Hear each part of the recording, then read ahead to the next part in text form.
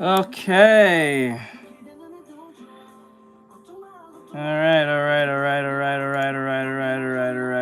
Okay, let's see what we got today.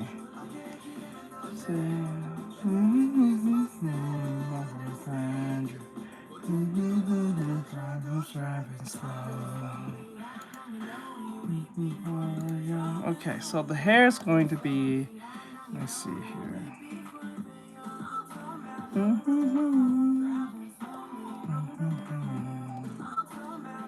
Okay.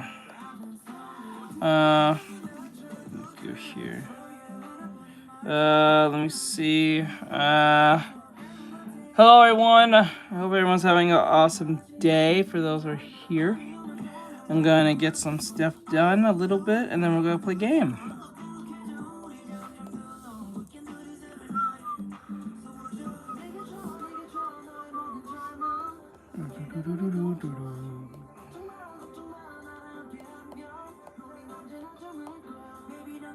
Are you serious? Oh my god. Whatever. I'm not doing this. Okay. Okay, so the hair is brown.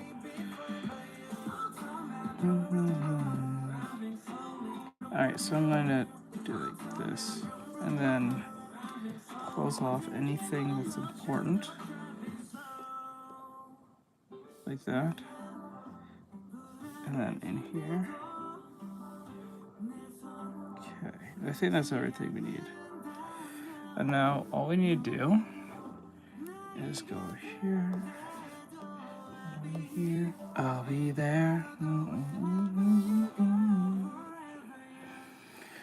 Okay,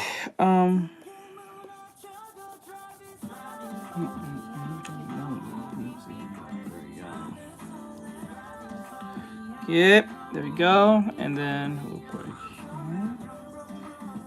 And slowly.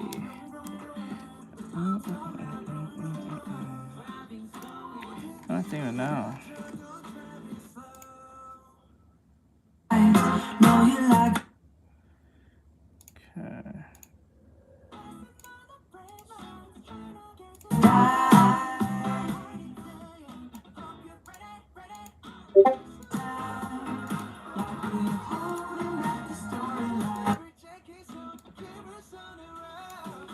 There we go. Some people guys don't watch. Oh, hey, Lyrican. Hey, Lyra. And Botrix said Botrix has successfully joined the channel. Okay. Hey, how's everyone today? How is everyone today? Hope everyone's having an awesome day.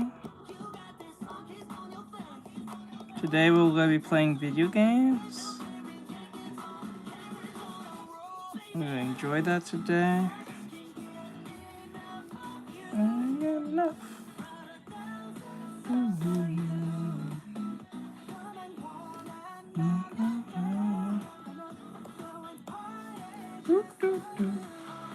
Why not bucket? You have everything closed up.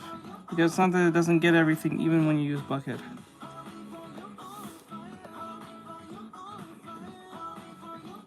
And sometimes it'll still bleed through. At Madison Marie-K2K said hi. Hey, Madison. At Kyla_clone said chickens. Chickens. I forgot this. Oh, I forgot. I have to go to sound mixer. Forgot you go. Wait, what?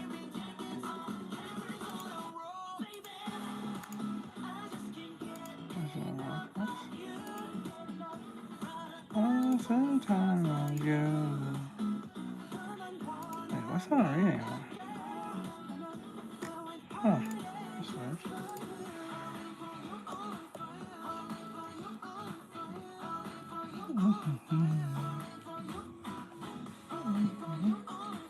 Oh yeah, I forgot.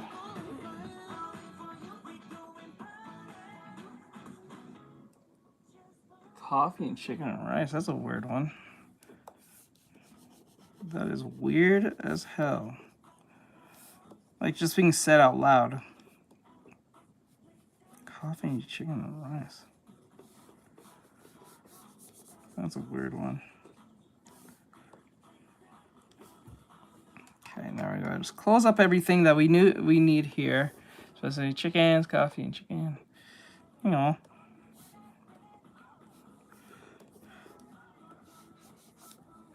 Ah, so you're just complaining both. I gotcha, I gotcha. Okay, let's see here, and then close it up. Boop, boop.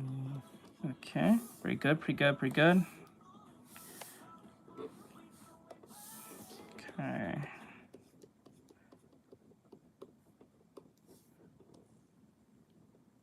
Like that, there we go.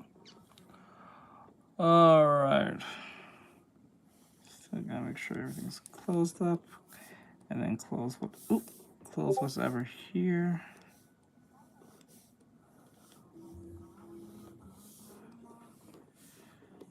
Why?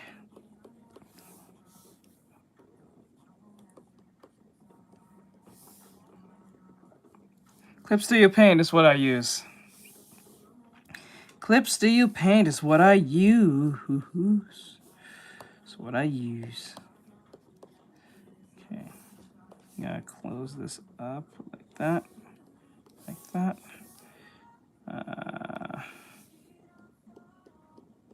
And close this up now. Oop. Actually, it's best just to overlap it like this.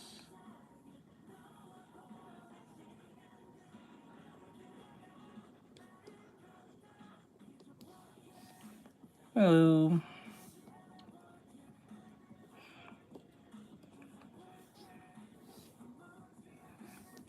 Well, I put ban them then. Simple. Just ban them.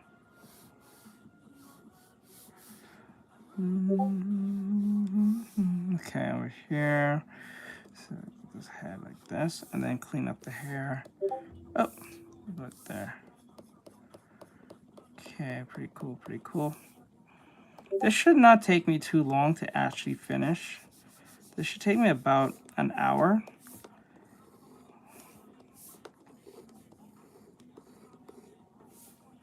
Ban them. You don't have to explain yourself, ban them. You don't have to explain shit to anyone. It's your stream. If they're having a shit fit, just kick them out. Simple. You don't have to explain shit. You're the boss. It's how you run things. If you want to be nice and explain, go ahead. But the more you keep carrying it, the more they're gonna get insane. You gotta put your foot down and say no. I don't give a fuck. That's all.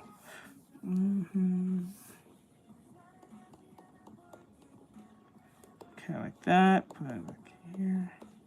Very good. Just clean up a little bit on the edges just in case there's no fragments on the edge or so.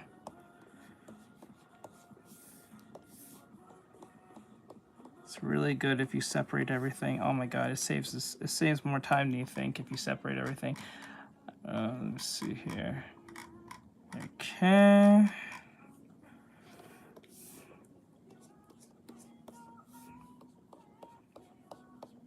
That.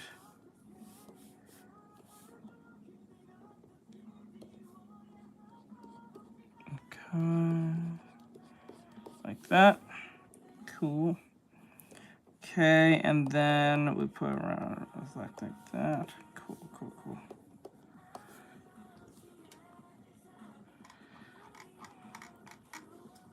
Actually.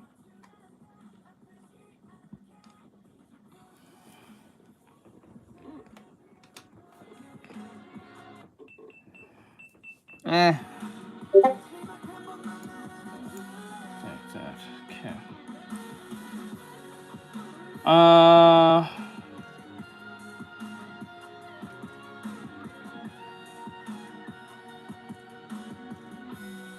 What are we doing? Oh.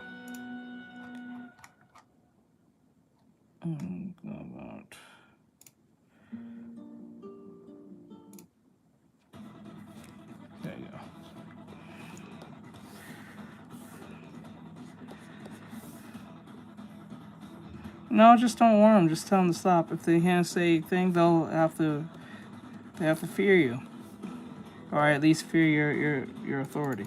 You don't have to explain to them. If you don't tell them stop and they keep doing it, just ban them instantly. You don't have to explain shit to them. Don't explain nothing to no one. It's your stream. It's like someone running up trying to take your toy or some shit. On the playground, it's your shit.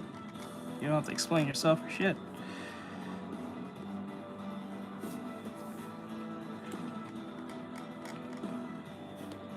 Okay, let's see here.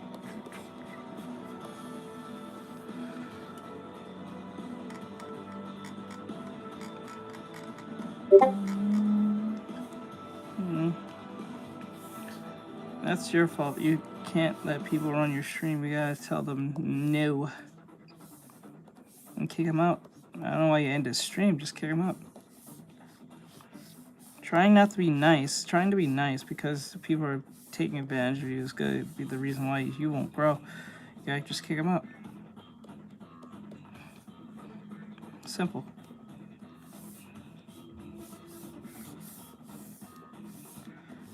I would just get Nightbot. If you don't want a mod, just get a Nightbot. It's free. If you don't know how to do it, just go to YouTube.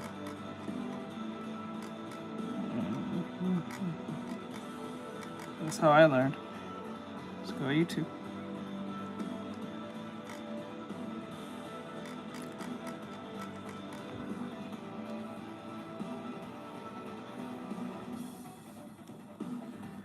Here we go.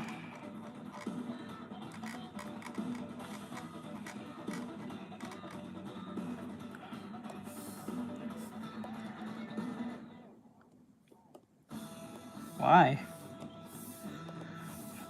Why would you cry? I don't see why. I don't see the point of crying.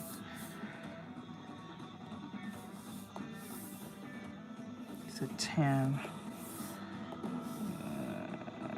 Lighter tan. And then we go here.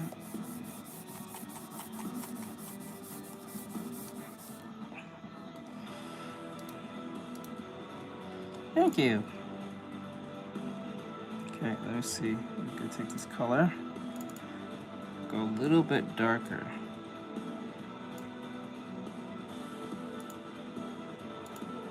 Okay, and then we will grab this and be like this.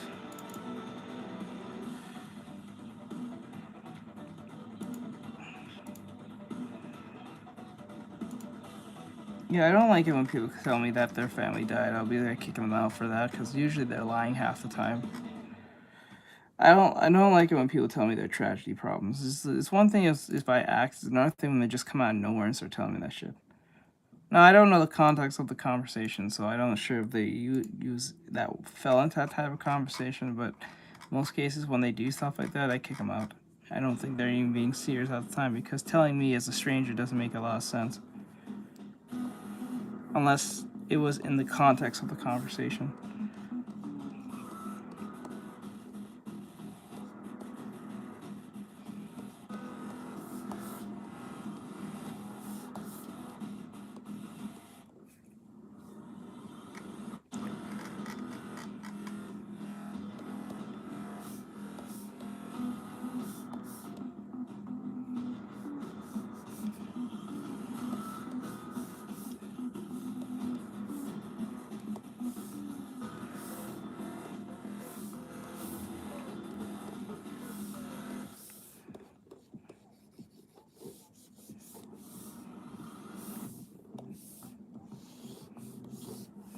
They usually do that. They say stuff like this half the time. They'll use you as a member or use you as a reason to say that so they can get away saying something insane. You'd be surprised how many people actually do that low-key. So it puts the person in this weird position of like, well, I don't want to ban them because they're saying something insane. But then again, they said I was nice or something like that. or I'm the reason why I'm drawing, or in case may be, that you'd be surprised how many people use that excuse to get to say insane things. You're new to this, I guess, so like you got to be very aware that people are usually out just to fuck with you half the time and see how far they can get away with it till it gets out of hand.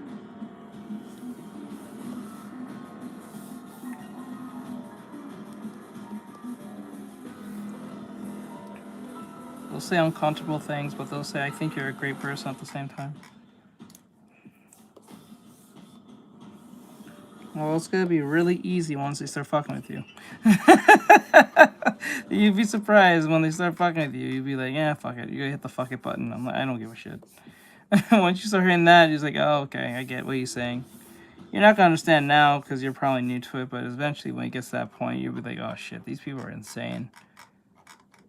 I don't know how he deals with this problem half the time. It's easy to get a Nightbot. And that's why half of you complain, I can't speak.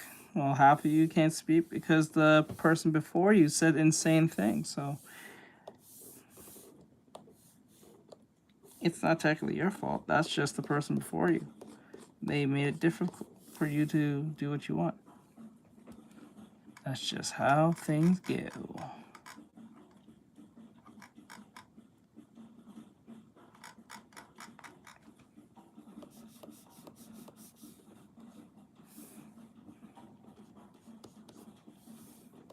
You'll learn the way of the land when it comes to streaming.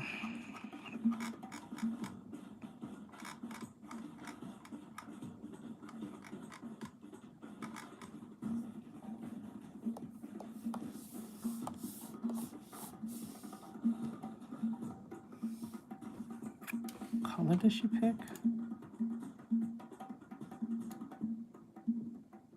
She said wolf on face. Hair, Troy black hair at the end, the top of. Wait. Oh yes, damn, I drew them. Make is more of a dragon type. I forgot. Wolf, tan face, brown hair. Tori, I guess the top one is the black. Okay. She never bothered to tell me the color eye color, so I have to figure that one out. I'm just seeing green or some shit. For now. Thank you for the follow, I appreciate it.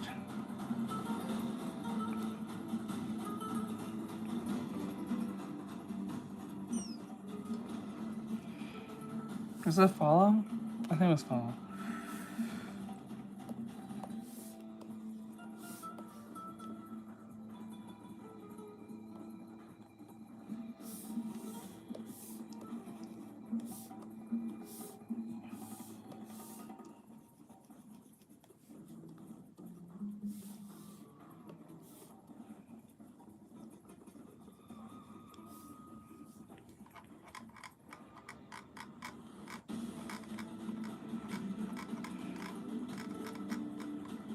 Clip Studio Paint.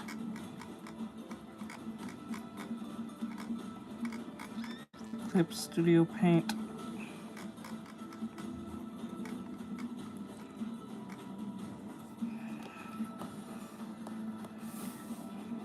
Thank you. Thank you.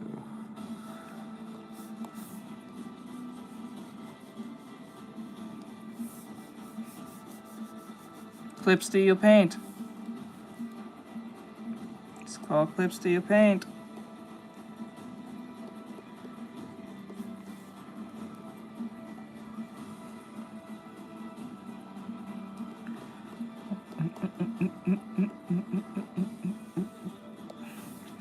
I'm gonna do it this way.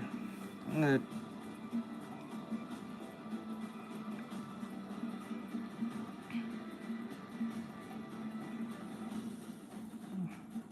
Yep, it's fine. Yeah, it's called Clip Studio Paint. Clip Studio Paint.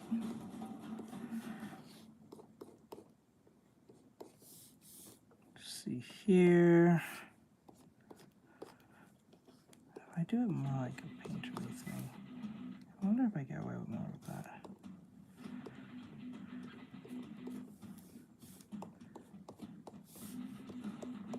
Okay. Nah, you know what? I'll do it this way. I'm not ready to do that yet.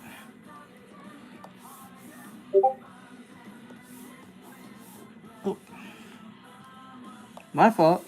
Gotta switch over to here.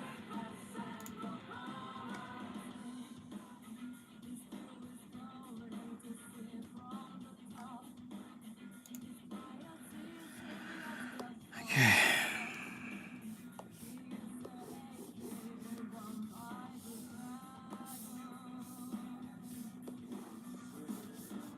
Mm-hmm.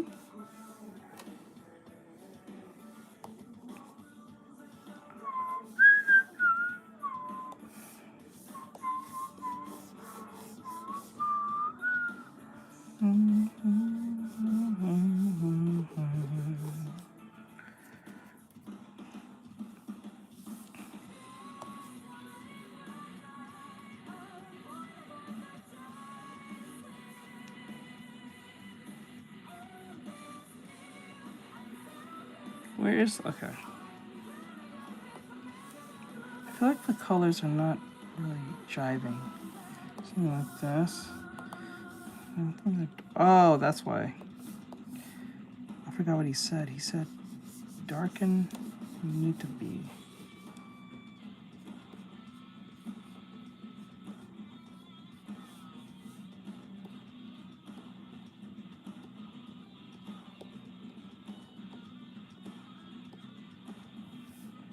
You know what? I'll just do it regularly. I'll just give her cell shaded because I don't think she needed a difference. No, she said she wanted Dragon Ball style. Okay, now I remember, yeah. Now I remember what she said. I could not remember for the death of me.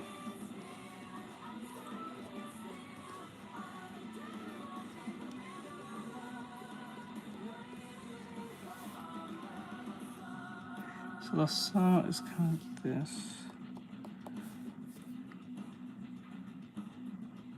Oh, now it kind of looks like Tanjiro. Didn't notice till right now. Okay. Thank you for the follow. I appreciate it. Okay, like here. Here.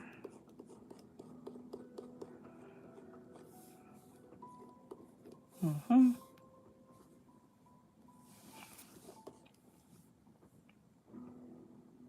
Okay.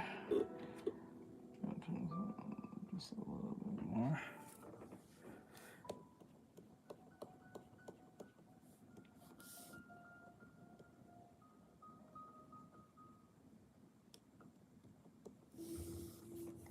Okay.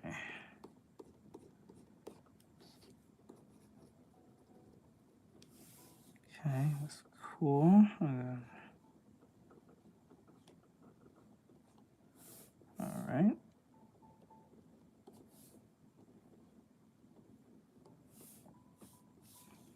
Okay, then like here.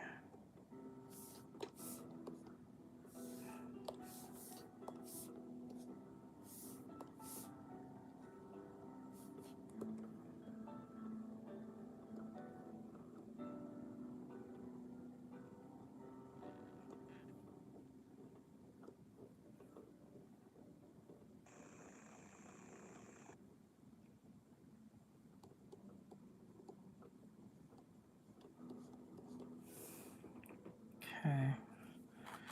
And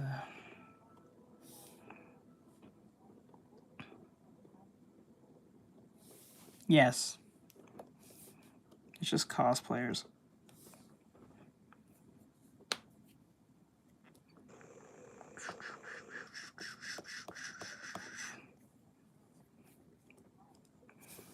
All right, do your thing, Kyla.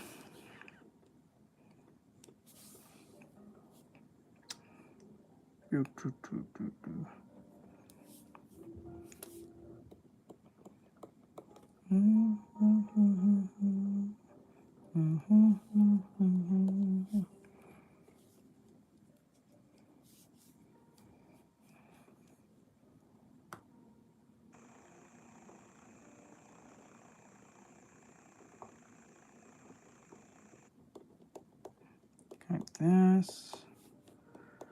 There we go. And then put it right here.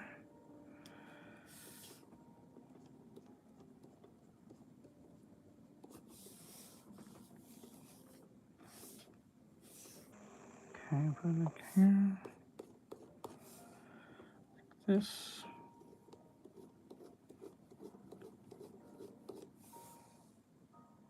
Or what I can do is do the, you know what? That's what I'll do. I would take this, take this color, dark, right? And then take the thing like that.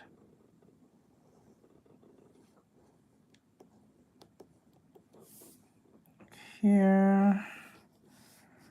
And put this.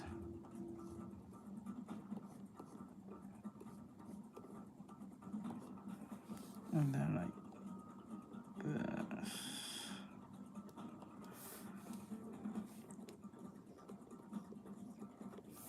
The light's coming this way, so the light's coming this way.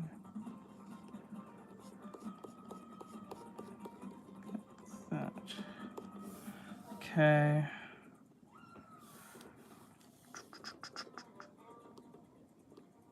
Why do I feel like I can just mess up with this brush like all the time? I should practice more with this thing.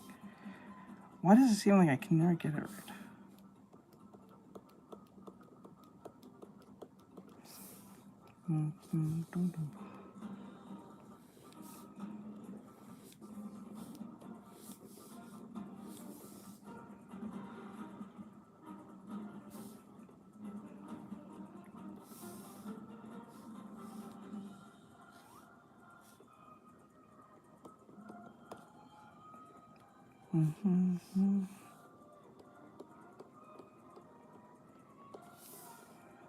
Okay, the light's here. So the light's coming here as well.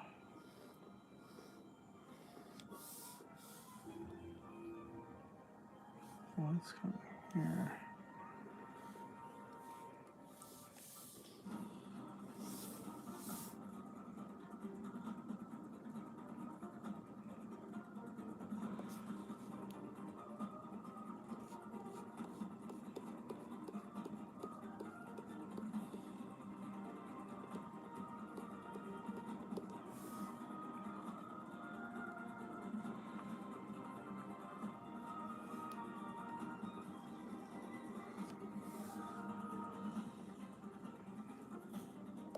Super! Let's go.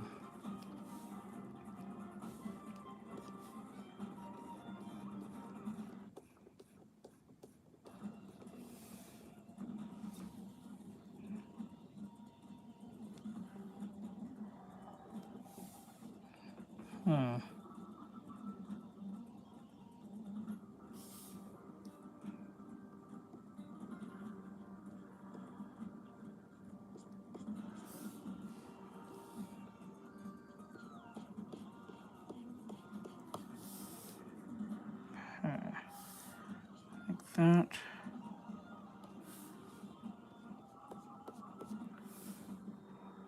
Okay.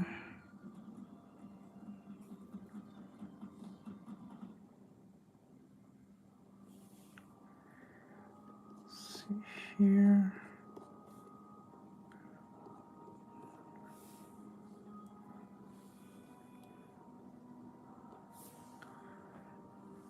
That.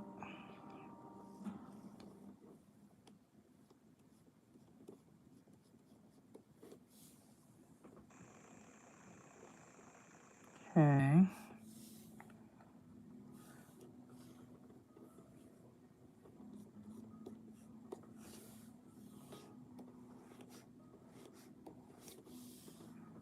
That. So, and then what we'll do, make this into a multiply and delete this. I don't think the color's dark enough. Just to make sure I got it right. So as I take this color,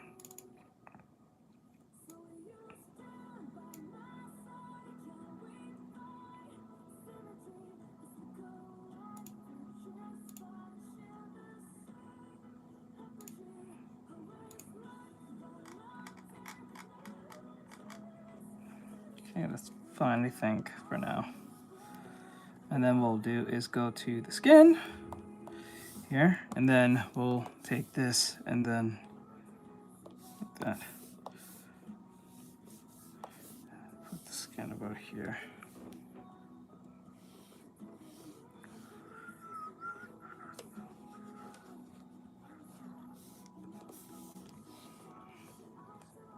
This.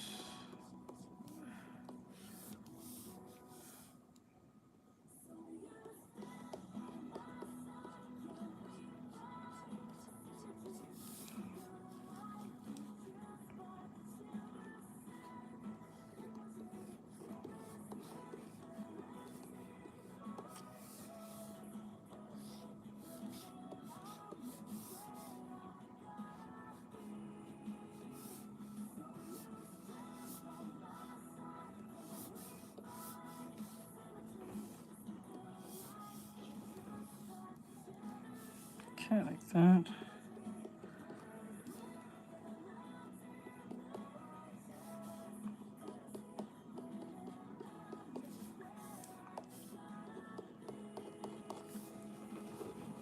Okay. And then, go fast.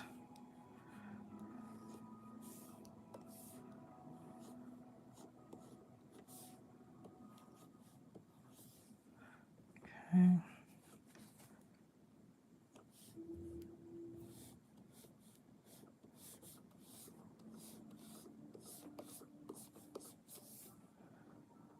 All right, I'm gonna make this into a multiply, and then I'm gonna pull this back like this.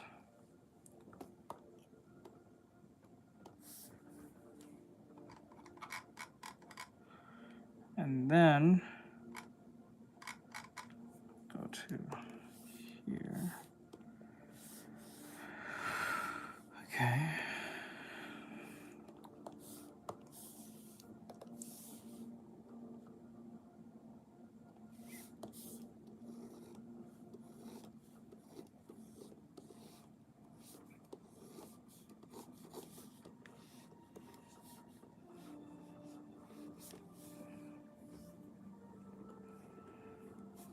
Like that.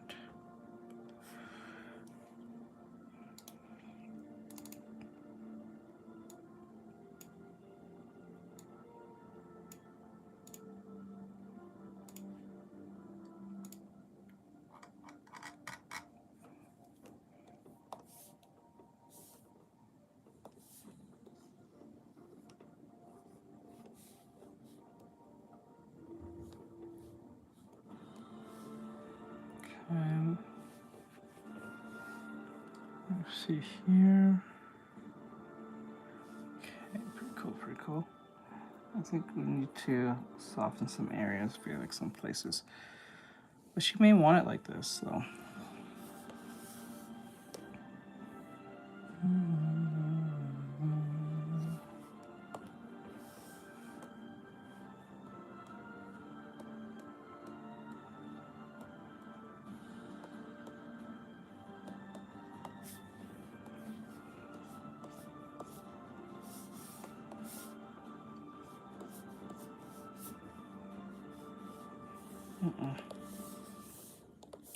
Do like that, like that, and then like this. A little bit more.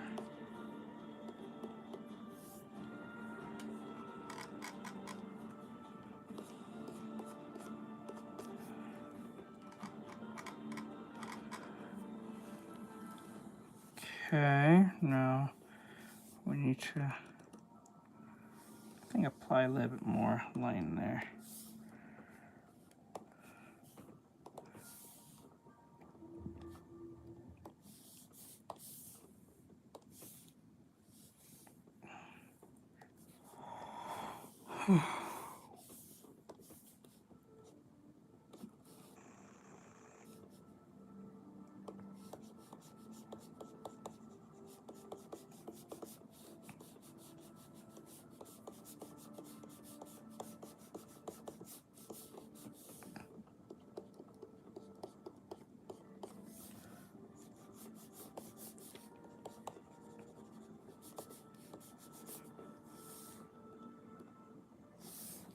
cool. I'm going to put it here as well.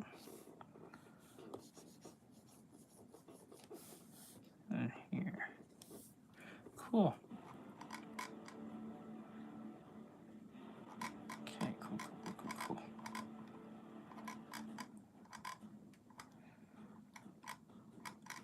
I just feel so soulless.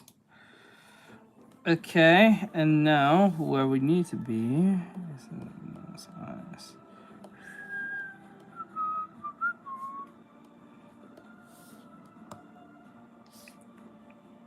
Yeah. I'm not sure what character you're supposed to be. Yeah.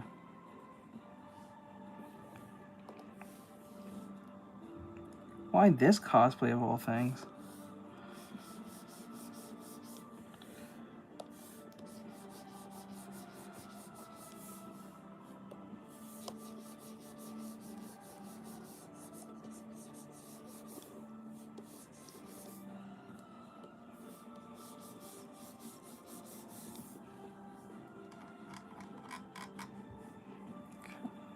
Actually, you know what? I'll just use hard edge.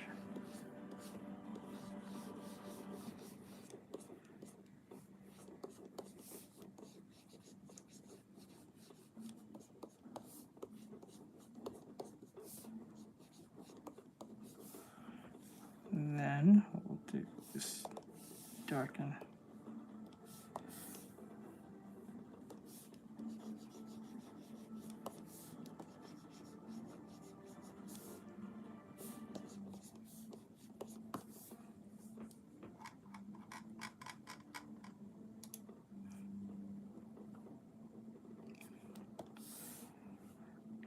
Okay.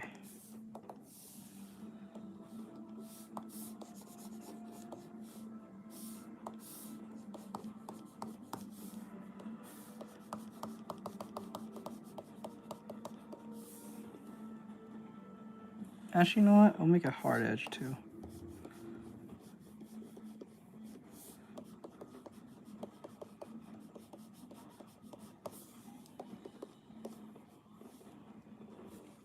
There you go. People are mistaken this for Tanjiro, I can pretty much tell.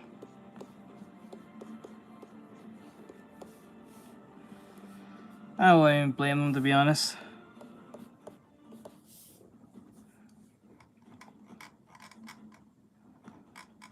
There we go.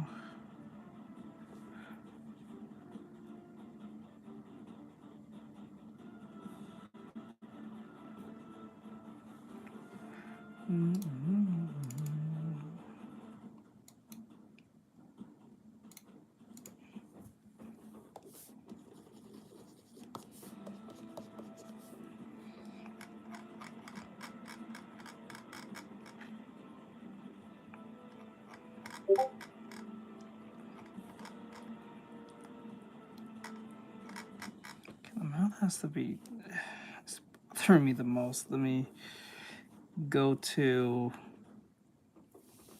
here.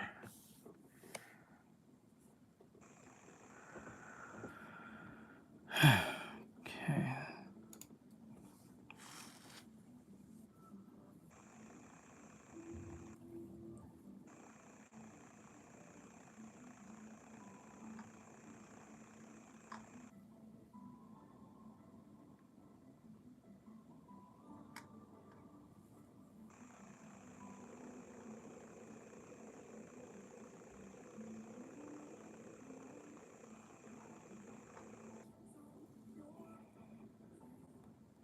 Wait, what?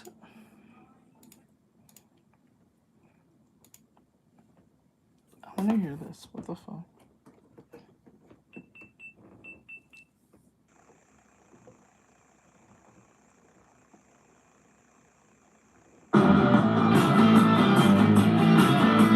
Man, Microsoft just keeps stepping on that rake over and over and over again in 2026. So not only has there been all kinds of backlash to Copilot and their updates, which are breaking computers, and we're going to talk about that too, because now it turns out that Microsoft 25H2, Windows 11 25H2 is deleting the internet for some people, right? What? But people are so angry at Microsoft, they're going out to their Discord. They're calling the micro slop. It got so bad that they had to shut down their Discord, right?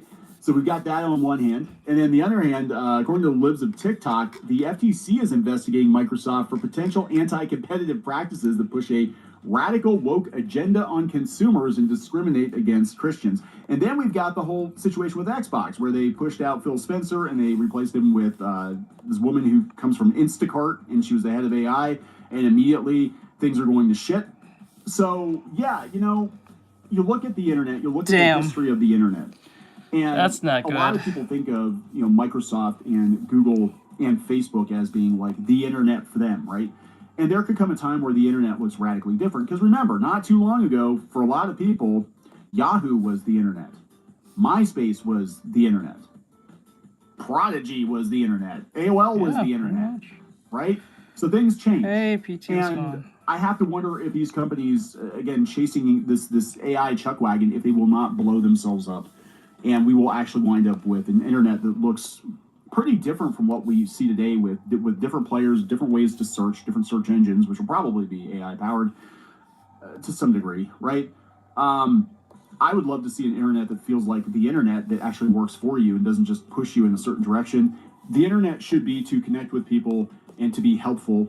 And what it is right now, the current version of the internet, whether it's Web 2.0 or 3.0 or whatever the fuck version we're on right now, its job is to monetize people as effectively as possible. And that's not what the internet was originally designed for. Yes, you can sell people stuff on the internet, right? But the internet was supposed to be helpful. It was supposed to help you find information. It was to be entertaining, let you find interesting things to waste your time on, videos or, you know, audio clips or, you know, ridiculous looking websites. And that's all gone now. And it's because of companies like Microsoft and Google and Facebook that we're seeing the internet, you know, basically become the worst possible version of self. And yeah, I would like to see things go back to where they were, but I don't know if we're going to, given everything that's going on right now with the you know, facial ID and the record. Like, you're gonna need a passport to get onto the fucking internet pretty soon. I mean, no, it's not Tanjiro. If like, anyone's wondering, it's not Tanjiro. You want to go on to the internet. So we need a new internet. I've been saying that, and people think I'm crazy, but I'm like, no, I think we need to just start over. New internet, new operating system. I want to actually own my PC. I want to own my operating system. I want to own my games, own my media. We need to go back to that. Anyway, let's talk about Microsoft, because this isn't going to end well for them. They are losing consumer trust daily with their ridiculous updates to Windows and their anti-consumer practices. I did not know that they had anti-Christian practices. I'm gonna have to look into that. Come on, you're not surprised? Are you not surprised the man who went to the Epstein's Island is against Christians? Come on, man. Who's close with Epstein? Come on, who's been cheating on his wife, his ex-wife? Come on, man. Come on, man. Pretty interesting. So before we get into it any further, please subscribe for more pop culture news. It's not that hard, guys. You've got time. It's not that hard to figure that out. Hard enamel pin. Go out to Kickstarter. You got about a day and a half yet, and this is a micro campaign, so it's not going to be like a huge campaign. It's not that hard to figure that one out. Getting the money doing that for like almost 20 years now. Pins and sell some of the pins to you that maybe you missed out on first time around. We're out of a lot of these. I think we still have some of the Christmas ones left, but I know the witches are gone. I think the 2-packs are gone, but we may bring them back at a later date. Also, Crimson Ren is still open for a little bit yet. If you want to pick up so far so good. So let's take a look at this first, and then we'll get into the other negative Microsoft news. I love this. I love that Microsoft is getting its ass kicked. Me too. I fully recommend that you go out to linuxmint.com and check that out. Although there are some things happening with Linux now. They're talking age verification and shit like that too, which, you know, what's going to happen is if everybody jumps ship and they go to another operating system like Linux from Microsoft, they're going to put all the same rules and regulations and shit, and they're going to shitify that one too. You guys are dumb. I hate it when people think if they jump to a different platform, that's going to change things. That's not going to change anything. You just jump to a different platform. We got to stop doing that. I said that to a bunch of artists. Do you think because you leave...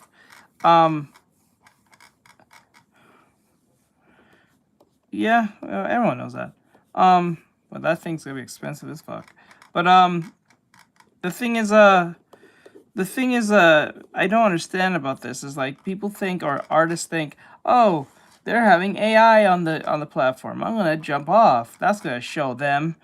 No, it does not, because it's very rare that you find a website that is not AI, something with AI and thing. The only thing I can think of is probably VGen and probably Kara, but everyone just kind of stopped talking about that for some odd reason. I don't know what happened with that. People just kind of stopped bringing up Kara for some weird reason. I'm not really sure, but yeah, it's like it's really weird on how we keep thinking that if we jump to a different platform, that's gonna somehow change something. That's not gonna change jack shit.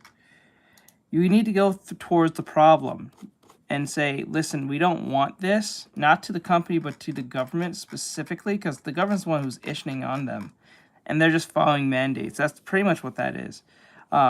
You jumping to a different operating system is not going to save you from this problem. If anything, you're just delaying the inevitable till that company starts doing the same thing. They all eventually all start doing it. That's why that's why when people ask me, "Are you gonna jump to Red Note?" I was like, "Fuck no, I ain't doing that stupidness. I ain't gonna jump to Red Note just because TikTok is not doing exactly what I want. TikTok can do what the fuck it wants. Me jumping to Red Notes is not going to save the problem. That never solved the problem at all." Which is funny, because you go to the Chinese app thinking you can talk about your LGBT mental case, whatever problems you have from the West, and think you can get away with that. You can't even talk about basic Western problems on the Eastern Chinese app. Why would you think you can get away saying whatever you want on that? That doesn't make any sense. Like, I already thought that TikTok was already censorship up the ass already by itself before the whole like US interference problem. That shit was a pain in the ass to deal with. So like that's why I jumped off TikTok completely, not because of the whole not even because of the whole censorship thing. I just didn't like how TikTok operates all as a whole. So I just went to YouTube. Right, because you can't escape. You can't have anything good. Nope. Without corporate interests, government interests, you know. Yep. But this comes from the libs of TikTok. Breaking: Trump's FTC is investigating Microsoft for potential anti-competitive practices that push a radical woke agenda on consumers and discriminate against Christians. This investigation also comes after Microsoft potentially compromised U.S. security by giving Chinese nationals access to government systems via cloud projects. The very thing that they was trying to get rid of TikTok for, Microsoft is doing. See, this is why people don't trust government. This is exactly why people don't trust government. They don't trust it. This is exactly why. They tell you one thing and then just do the other. Like, what the fuck is this? Microsoft needs to be fully investigated and have all government contracts paused. Evergreen, Microsoft being investigated at the same time Bill Gates is being called into Congress to testify on his relationship with Russian hookers along with Epstein. Yeah, we did a video on that too. And I know everybody's like, well, Bill Gates hasn't anything to do with Microsoft in years. No, actually, he stepped down from the board about the time that it came out that this was going down, and about the time he was getting divorced. So all this stuff is connected. I think Bill Gates would still be on the Microsoft board today if it wasn't for this shit, and I can totally see them trying to distance themselves from Bill Gates as much as possible. Depends on what comes out, right? Holy shit, this is going to be good. They should also look into Google for anti-competitive practices. This is my last video before YouTube banned me. Yeah, I think YouTube and Google, there's definitely something going on there, right? But we'll see. I mean, so now the government's looking into Microsoft. This as a consumer, this is a bigger concern for me. And we've been covering Windows 11 and how it effectively breaks computers at this point. I've got Windows 10 on. I have a Wacom Pro Studio. It's a portable Wacom tablet that I use for a lot of my drawing, and there's no way in hell I'm upgrading that to Windows 11. Like I will freaking run that thing until I don't care. It's gonna be on Windows 10 in 2045. I'm not upgrading to Windows 11 because if it breaks, like I can't. It's gonna be unusable. Windows 11 is deleting the internet for some users, and look, I had some people send me links to this. Deleting the internet? What the fuck does that mean? I haven't really been keeping track of who's sending me what, but thank you very much for that. Does that mean? A nasty bug in the latest 25H2 and 24H2 upgrades is wiping critical network files, leaving PCs completely unable to connect via Ethernet. Here's what's happening and how to fix it. So yeah, so these updates this year, my laptop was subject to it. A lot of people wrote and said they had the same problem. As soon as they released that January update, it broke graphics drivers for people. People couldn't shut their computers down. They couldn't get past a black screen. All kinds of crazy stuff's been going on. It just depends on your configuration, I guess. And then they had to release like multiple emergency patches. And then it came out that apparently 30% or more of the code for that update was written by AI. Oh my God. So don't do that. Oh So my don't God. critical updates. Just saying. But this is what Imagine. You can't buy RAM because these monkeys are buying the RAM and then using said RAM to fuck up your computer. Oh my God. Think that to yourself. Oh my God, dude. They're using the RAM to fuck up my computer. For their shit update with their fucking AI doing whatever the fuck it's supposed to be doing or not supposed to be doing. Oh my God. he wants to do. And this is why I think Satya Nadella put Ashish Sharma in charge of Xbox, is they want to do that for gaming too. They're going to have the games basically make themselves and then play themselves, and then you're going to pay for that. That, you know what I'm saying? Like, what kind of a deal is that? Oh yeah, we're going to make these games just like play themselves, make themselves, and then you can pay us. You can pay us for that. You can pay us, $100 a month for that or whatever. It's stupid. It's stupid. They just want to print money. At this point, just say it. These companies don't want to offer you anything in return for your money. They just want to print money, right? And they're going to try to do it however they like. They want to con you into paying them service fees, con you into monthly subscriptions. They're hoping you forget about it. America Online would have actually folded sooner. I remember the story. They had all these people that were still paying for America Online that weren't even using America Online because they just forgot to cancel or they died. And it just kept hitting their credit cards, right? Like, nobody was actually on America Online. This would have been like late 90s, early 2000s. And that's how America Online survived as long as it did. Nobody was actually using it. They were just still paying for it. Oh my and that's God. why I think what they're counting on. That's why I think all these companies, they want you to subscribe to Game Pass, subscribe to this, subscribe to that, and then you just forget about it and you just keep paying them. So the culprit is the .3 service folder. This service manages 802.1x authentication for wired connections. During the update, they wiped the folder's contents. What? Your PC can't authenticate. No authentication, no internet. This isn't just happening on the new 25H2 build. Reports show it's been plaguing users since 23H2 and 24H2 releases. Ironically, Microsoft's push for always-on connectivity is being broken by its own installer. Oh, that's interesting. Microsoft hasn't officially listed this on the health dashboard yet, though some recent patches claim to address it. If you're planning on an upgrade, bookmark this fix. So here's the article on it. You guys, if you're having problems with that, can't get online now because of it. Holy shit, this is ridiculous. Yeah, so the affected user, this was coming from what, Reddit? They said, yeah, recently an annoyed user complained about how Microsoft has allegedly forcefully upgraded their system from Windows 10 to 11 without their consent. Yeah, this happened to me on one of our computers.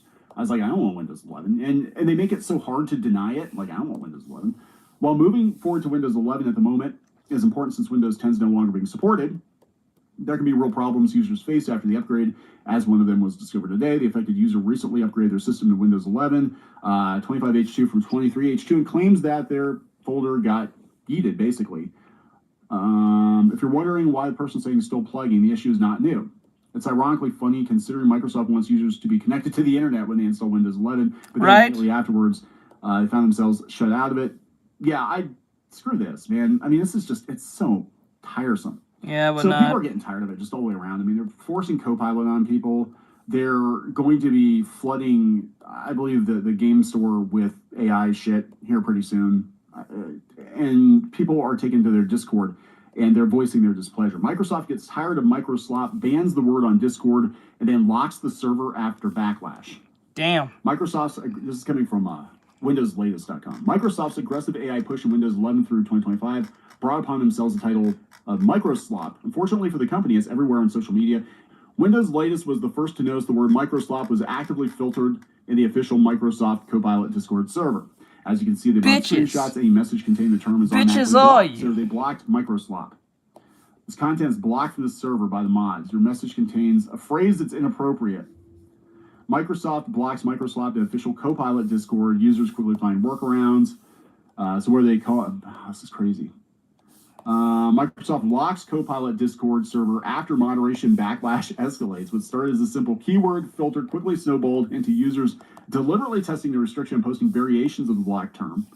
Accounts that include Microsoft in their messages first got banned from messaging again. Not long after, access to parts of the server was restricted. Microsoft's brand image may already be an all-time low, and even as the company announced plans to fix Windows 11, just skip it and go to 12 at this point. Software giant Can you do that? Copilot, especially since Microsoft's head start in AI is starting to be overshadowed by competitors like Anthropic, Google, OpenAI, and maybe even Apple in the near future. Just go back to Windows 10. The reason they're going Can you all not in do on that? this or tripling down on it, this is who Satya Nadella is. This is why everything he's doing now is AI, and people fucking hate it. But he keeps doubling, tripling, quadrupling down on it, and he will burn the company down. This guy, if he is left unchecked, and he keeps going in the opposite direction of what consumers want, he will burn the company down. Just release a version of Windows that is just Windows. That's it. That's all you have to do. Just bare bones Windows. If you want Copilot, you want AI shit, you can get Windows Plus or whatever the hell. That's what I thought they were going to do. I thought they were. That would make more sense. And no, they install it right out of the gate. So they said, yeah. I think the reason why they wanted the Windows, they won't do that way because they know that a lot of people don't want to fuck with the whole AI thing, because it doesn't let them surveillance them or it doesn't let them sell their data at the same time. That's probably why 9 times out of 10. They're a lot more positive when the server first launched. Microsoft says Discord lockdown was response to a spam attack and the filters were temporary. Bullshit. They got called out. Microsoft reached out to Windows latest with an official statement noting why the company had to lock the Discord server. According to a Microsoft spokesperson, the Copilot Discord server was recently targeted by a coordinated spam attack intended to disrupt conversations, probably because you were trying to silence people. The company says the activity initially appeared as large volumes of repetitive or irrelevant messages. Microsoft. It's like Beetlejuice, right? And then the Copilot guy pops up, prompting moderators to introduce temporary keyword filters. Yeah, Microsoft added a blocking term such as microslop along with other phrases, and the spam campaign was not intended as a permanent policy. Bullshit. You can't take the heat, Satya. You can't take the heat. Yeah.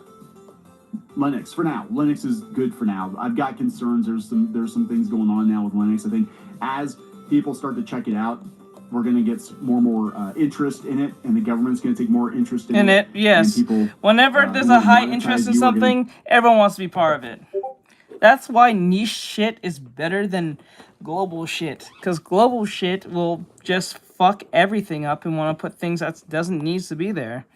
But niche shit will keep what needs to be necessary to be there. But yeah, it is what it is. And take more interest in it. But for now, I would say if you can jump from Windows, do it.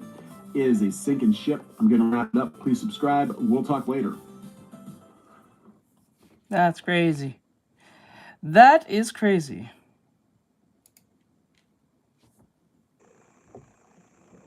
That's crazy.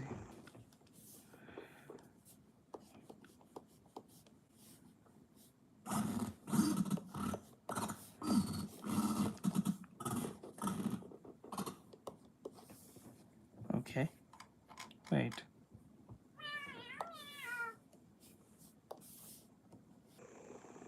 I don't think I've ever had more fun with a game than when I bought Overwatch in the winter of 2016. Oh my god. As the era of brown and This gray is modern DX? military shooters came to a close, Overwatch was a game that the industry and gamers embraced with open arms. Almost everyone I knew then was playing Overwatch, and though none of us were playing it well, we were all having fun. But once people started to figure the game out more and new heroes were added, that fun gradually faded. For me, as a Reinhardt main, it was replaced by frustration. Oh my god, I remember you. I watched your video. Nightmare to play. I didn't know you were still making videos. And moved on to Holy shit. But in 2024, I came back to try Overwatch. What the hell?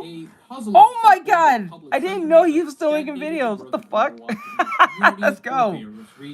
After realizing the game was in dire need of quality of life updates and hero balancing, I stopped playing again in early 2025, hoping that something would eventually convince Blizzard to shake things up. But I was not feeling particularly confident that it would happen because it seemed like they were asleep at the wheel. I am exceedingly happy to report that I was wrong, and they pulled it off. Today, I want to talk about the return of Overwatch, how listening, along with long-term implementation of community feedback and adding a cat, have ushered in a new era for the game by making it immensely more enjoyable and reminiscent of the first time I played it. This is why Overwatch is fun again.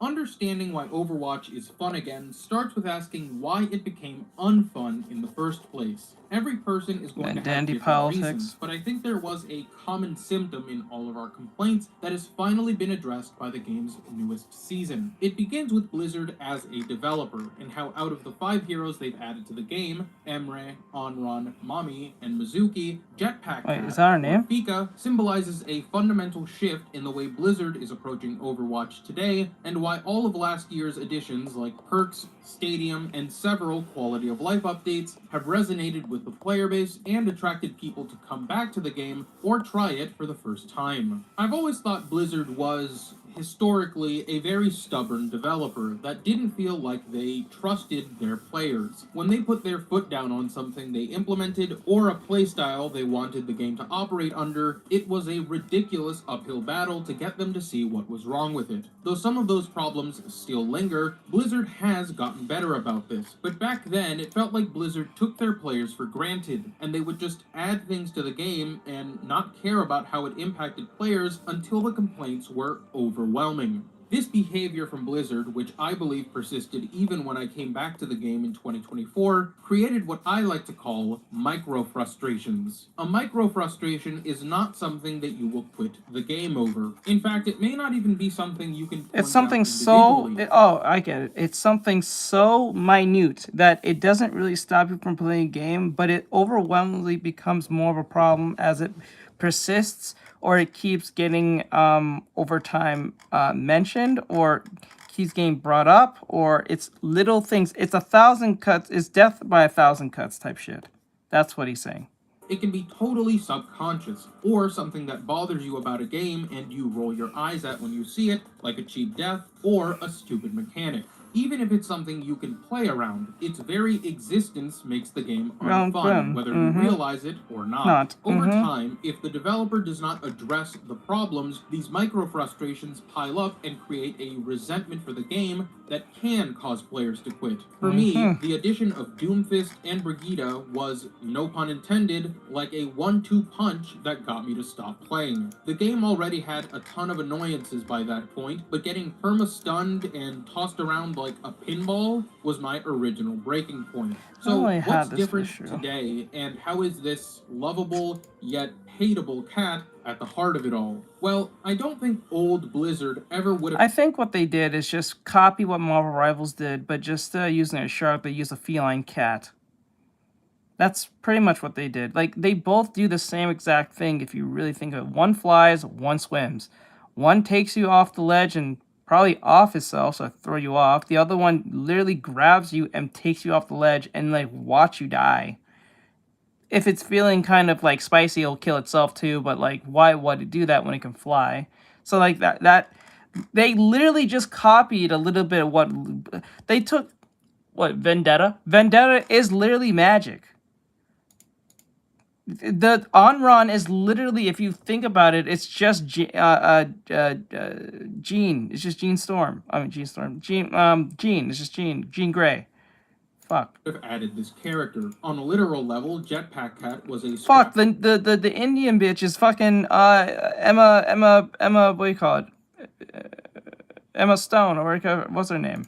Concept they just couldn't figure out. Emma Frost, sorry. But beyond that, even through all of the questionable things that have been added to Overwatch since launch, Fika stands out as a character whose abilities would have been scoffed at and deemed incompatible with the game's more serious, and competitive direction it took after release. By the time I stopped playing, Overwatch already had a popular esports scene, and though I personally believe that games should largely be balanced from the top down, too much of this mindset can be detrimental to a player base if players feel like the fun is balanced out of a game, and all they're left with are micro frustrations. Every single live service game with an extended life cycle goes through a calcification period, where the friction of certain characters and maps are shaved down to create a healthier gameplay experience and metas that are more straightforward to manage and balance. Additionally, all of these games end up introducing a character so broken that the developer has to reevaluate all heroes going forward to make sure that never happens again.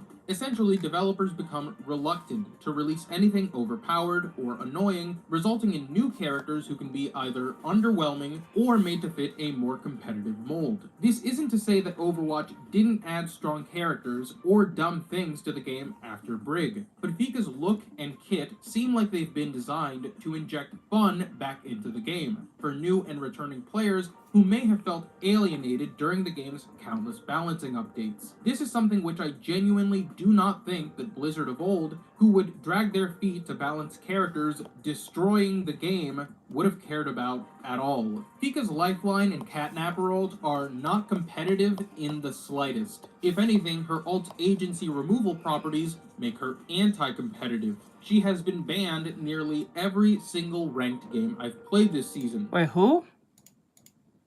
Who? All. Fika's Lifeline and Catnap ult are not competitive in the slightest. If anything, her ult's agency removal properties make her anti-competitive. She has been banned nearly every single ranked game I've played. What, the cat? Well.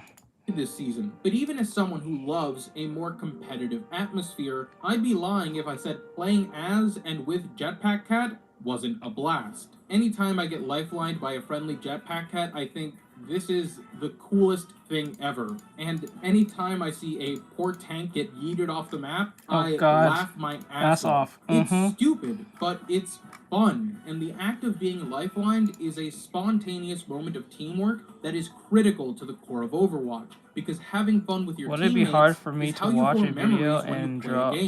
If for you? I don't know. I don't know this for you. Maybe it'd be hard for you. The game's emphasis on team expression likely played a key role. Now, it might be hard for you, but definitely be singing another tune if there was no ban system in just rank. a you problem. When I played Overwatch in 2024, the lack of a ban system was a real frustration I had with the game, to the point where I thought Blizzard would never develop a real ban system, especially after hearing the moronic way they added one before. Blizzard deciding which heroes were banned instead of the community was utterly ridiculous, and a good example of what I meant when I said that they didn't trust their players. Hey, what's up, Clank? What's going on? It once felt like Blizzard sought to control every aspect of the game, Overwatch in 2026 gives the impression that they have loosened their mentality on a lot of things, and are more open to player feedback, which creates a better environment for everyone. Overwatch's ban system is a great mitigator of those micro frustrations I mentioned before, and why I think the game is in a much better place now than when I tried it again 2 years ago. Some characters just do not feel good to play against. They don't have to be the strongest character ever, but if they disrupt fun by restricting what you can do and are generally oppressive or annoying, then that stokes resentment for the game. Are you talking about? Oh yeah, yes. Oh my god, fucking Sombra! This bitch is evil. She is evil. This is evil. I'd rather deal with a Mei. Mei's, at least you can kill her. At least you can see her. The bitch is annoying. I am so tired of Sombra. Sombra is, up to this day, the bitch is still annoying. Especially if you go against, I'm not even gonna lie to you. If you're dealing with a annoying Sombra, you're going against someone who's been playing with her for like thousands of hours. Like, Jesus Christ. Examples of this, but more recently, Vendetta is public enemy #1. Really? If this was 2024 with no ban system, Vendetta would be a macro frustration. In fact, Keo, the friend I duo with, said that he would, quote, never let a vendetta through the ban phase ever again after we played against a decent one. You see, the ban system is a protective one. It's absolutely not the solution for everything balance-wise, and it will need updates in the future. But anything that makes the minute-to-minute gameplay less frustrating is a net positive for the game, especially because a ban system is great telemetry for the developer. With that said, I also think it's fine to have some characters who just don't have a place in ranked, that are played in more casual settings. Not every character has to be competitively viable, as many Overwatch players don't even play ranked. It's good to have outliers that are more fun than they are balanced, and that's a fine line that Blizzard is going to have to navigate moving forward. Along the same lines as the ban system is Overwatch's map voting. In 2024, I used to facepalm every Overwatch session when I would get push or clash. Push is just not well designed and admittedly more difficult because us plats aren't that great at the game, whereas clash was always terrible. But clash isn't in ranked anymore, and I don't get push as often because with map voting, you can, again, mitigate frustration by lessening your chances of having to play it. This is another one of those things that Blizzard, in a more arrogant time, probably would not have permitted. How dare you not want to play the amazing content they made? But these instances lead to hatred for the game, and when I played in 2024, it felt terrible at times. Why would I keep playing this game that has no map voting and no ban system to ameliorate its ridiculous balance when nearly all its contemporaries have these systems? A large part of the reason Overwatch feels so much better today is because it's at the standards of almost every other game. For a long while, it was like Overwatch was frozen in time in terms of quality of life features, which really surprised me because at one point,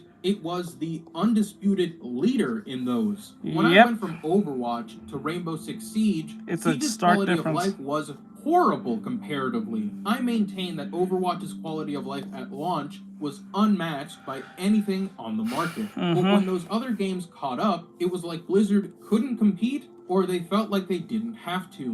What we're seeing now in 2026 is Blizzard on the offensive. They're finally reacting to other things happening in the industry. Of course, these features and modes take a while to develop, but they've timed everything from the last year forward so well. I don't think that's a Blizzard thing. I think that's an economy thing, and Blizzard's just getting affected by this, and they're like, I'm not.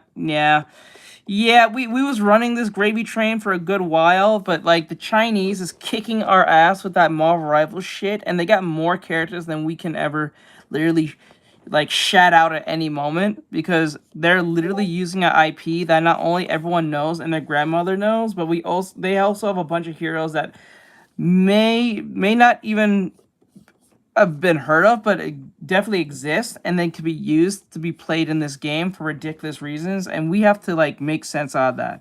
They already have established IP, so that's already a big problem for them. That's one. Two, these are beloved characters as well, so that's another thing. Third thing, well, the game is fun.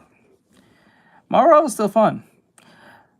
Toxicity is still there, but it's funny as hell too. To this big new update. I stopped playing right before they introduced Stadium, and in hindsight, that was probably a mistake because Stadium is a blast. When I heard they were going to try a MOBA-esque mode in Overwatch that was third person, I didn't really care. But Stadium, despite whatever issues it might have, is a fresh and incredibly welcome addition to Overwatch. Games with aging communities need innovative modes to keep them from stagnating. Stadium creates new ways to engage with and experience Overwatch that feel familiar but are different enough to require their own thought process. Instead of making a half-baked attempt at a mode and not really caring about its balance, I found that the joy of Stadium is admiring and interacting with all of the effort put behind it. It's got its own balance, its own hero pool, altered modes, and unique modes that aren't in the rest rest of the game. Here again, Overwatch's quality of life shines with recommended builds and presets that can help you understand how the items and abilities you buy will affect your gameplay.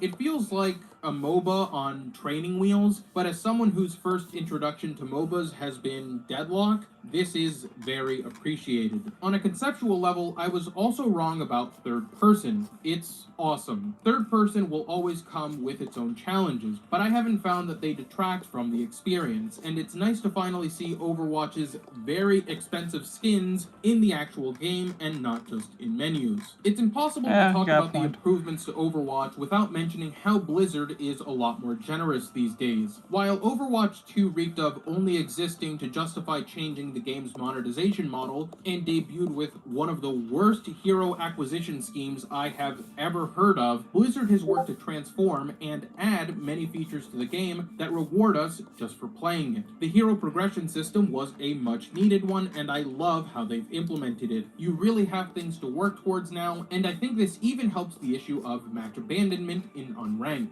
Even if I'm getting rolled, I'm more likely to stay in a match just for the XP. Loot boxes, player icons, and emotes just for using characters is great for the player experience. And that's at the heart of everything we've talked about. Overwatch has gone through some very rough times where it felt like Blizzard that didn't one guy care that about how comes the to game tell was everyone who experienced. to pick Whether how it to was play rig, well, the having content a dropped bad while they KD. worked Right, on Overwatch 2, right, or right. That is crazy. That is crazy. Or even well into Overwatch 2 with some tone-deaf balance changes. None of this is to say that the team won't make honest mistakes in the future, or that the community doesn't disagree or won't disagree about certain elements of the game. But for the first time, in a very long time, it feels like Blizzard Oh and wait, the community Mikey, when did you come into the stream? are on the same page about Overwatch's direction. The game is fun again because its most blatant issues were smoothed over and Overwatch is offering new experiences. This is ultimately why competition is great. I don't know how many of the changes we've talked about would exist or be out now if Marvel Rivals hadn't eaten Overwatch's lunch in the period where people were most dissatisfied with the game. You just missed it. We was just watching a video on the issues that is plaguing a bunch of computers because either the Windows 11 update or Microsoft is fucking up big time. You missed that whole segment. Exist in relative harmony, and there's more choices on the market, which is always a good thing. For Overwatch, before we go, I would like to mention one or two things that are in the game right now that I think could be further improved. For starters, something I really wish Blizzard would pull the trigger on that would actually be innovative is to sell old battle passes. Overwatch just can't be expected to be the only game in a person's life, and fear of missing out is becoming increasingly noticed and reviled across the industry. Even other games are now using battle passes that you can complete whenever as a selling point and a leg up on their competition. It seems like a slam dunk win since it's consumer friendly, but Overwatch is still an Activision/Microsoft game. I'll send you the video. I don't know if that's something they're interested in pursuing. On the subject of hero balance, I'd love it if Blizzard continued to inspect the problem of kit bloat with characters like Sojourn and some of the support cast. My final and only remaining point of contention with the game are ranked match modifiers. If you've played ranked, you've seen expected, reversal, compensation, and uphill battle. I cannot believe I'm going to argue against transparency, but I hate seeing all of these. Not their existence in the matchmaking background. Windows 11. That makes perfect sense. That's a new one. I never heard that one. To the best of my knowledge, have always existed in Overwatch's matchmaking calculations,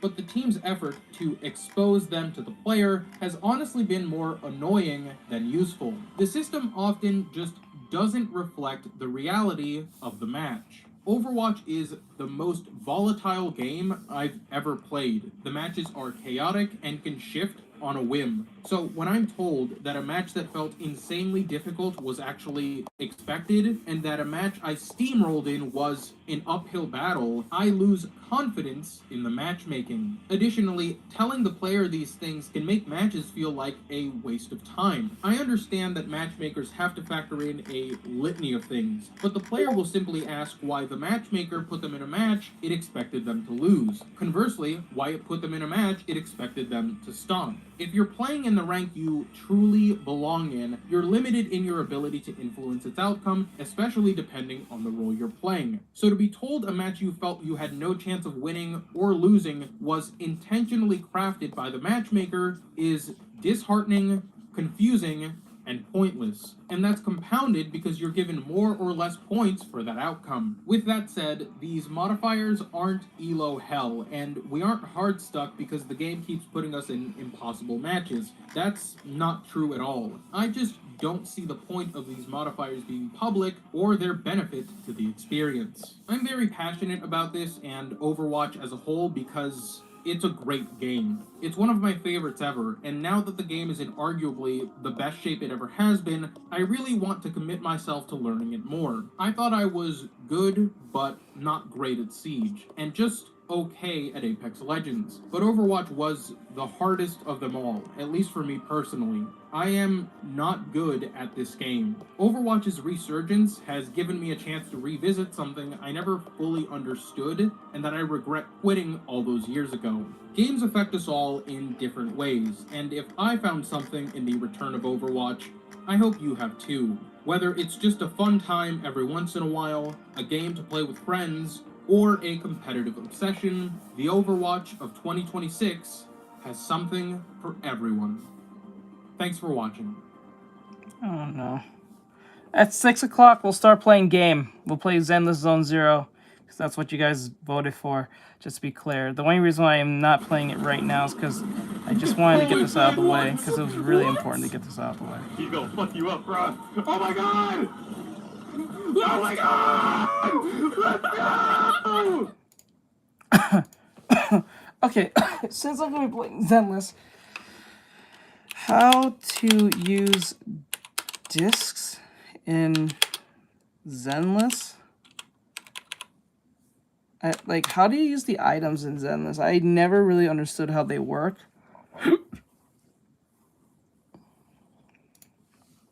Never understood it.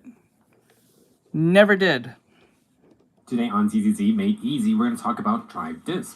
Drive discs are Zenless Zone Zero's equivalent to gear with random stats. In my opinion, they are the last thing you farm to power up your agents simply due to their power increase depending on RNG. However, they are 100% needed to start cutting in-game content. This will be a beginner's guide to topics such as partitions, main stats, and substats. We'll talk about how to farm drive discs, including how the Bardic Needle Shop operates. Lastly, I'll cover how to use the drive disk menus and filters to efficiently keep things in check.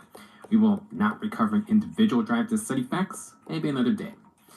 If you're just starting ZZZ, don't worry about drive disks at all. Once the game introduces you to Elfie and her Bardic Needle Shop, that's when you should start giving it some attention.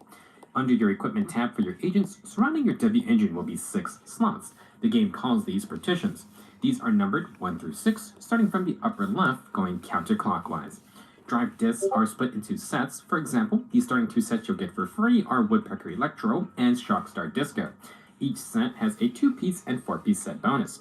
The general idea is to build around a main 4-piece set bonus and use an accompanying 2-piece set bonus. You can also do 3 different 2-piece sets. Early on, going for set bonuses is preferred, and you can use any partition for any drive disc set. However, eventually, you need to take note of which partition a disc goes in. Each drive disc is locked to a certain partition. This is the number after the name of your set. Each partition will house a different main stat. For partitions 1, 2, and 3, these have one main stat each. Partition 1's main stat is flat HP, Partition 2 is flat attack, and Partition 3 is flat defense. The main stat for each of these never changes, so they're the easiest to mix and match. Partitions 4, 5, you're going too fast, bro. You gotta calm down with that. Okay, let me see. Dev Disc explained. I'm sorry to hear that, my dude. A disc can be either B, A, or S rank. You can tell based on the color. Blue, yellow, pink. Hey, proxies, Senpai here. Today we're diving into the disc system. Ever wonder why optimized discs make such a huge difference in battle? Well, stick around because by the end of this video, you'll know exactly what discs are, why they're so crucial, and how they can transform your agents from average to unstoppable. So, let's get started. Yeah, get that rest.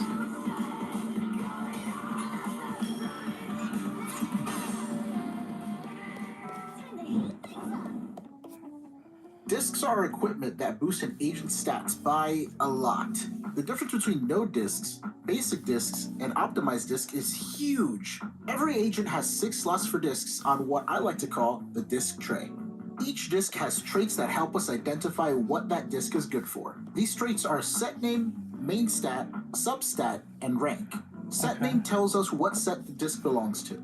They're usually named after types of music, so I like to think of them as genres. This is important because you get a bonus effect when you equip 2 or 4 discs of the same set. For example, if you equip 2 Inferno Metal discs on an agent, they gain a 10% bonus to fire damage. There are many sets in the game, and learning what each one does and who to use them on is part of the fun. Next, let's talk about the stats on each disc. Every disc has a main stat and substats. The main stat will increase every time you level a disc up. Depending on the disc, you can start with any number of substats from 1 to 4. If your disc has fewer than 4, you'll receive a new random one every 3 level ups. Once you have 4, subsequent level ups will simply boost one of the existing ones. Lastly, a disc can be either B, A, or S rank. You can tell based on the color, blue, yellow, green, and letter labels. Simply put, higher rank discs provide more stats overall. For example, let's look at an attack percent substat for each rank. A B rank provides a 1% bonus, an A rank provides a 2% bonus, and an S rank provides a 3% bonus. Usually, an A rank disc will be twice as good as a B rank, and an S rank will be 1.5 times better than an A rank, or 3 times better than a B rank. Also, with each higher disc rank, the level cap increases by 3, and you start with an additional substat, meaning higher rank discs provide more growth potential for both main and substats. Due to all the possible stats you can get from each disc, and the various bonus effects, your gameplay and how well your teams perform is greatly affected by this equipment. Now that we know why discs are important, let's get some. You can get discs from crafting them or as rewards from battle. To craft discs, you'll need materials, but don't stress out about farming them. Most of them come from dismantling low-rank discs naturally. The main way to get discs is by doing routine cleanup. This guy, Roland, offers you battles that reward you with disc drops and other materials. Each stage here offers a pair of enemies and disc sets.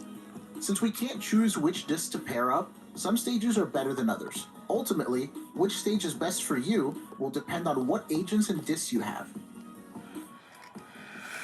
Have you started collecting any discs yet? Feel free to tell me about it in the comments. And like the video if you're having a good time so far.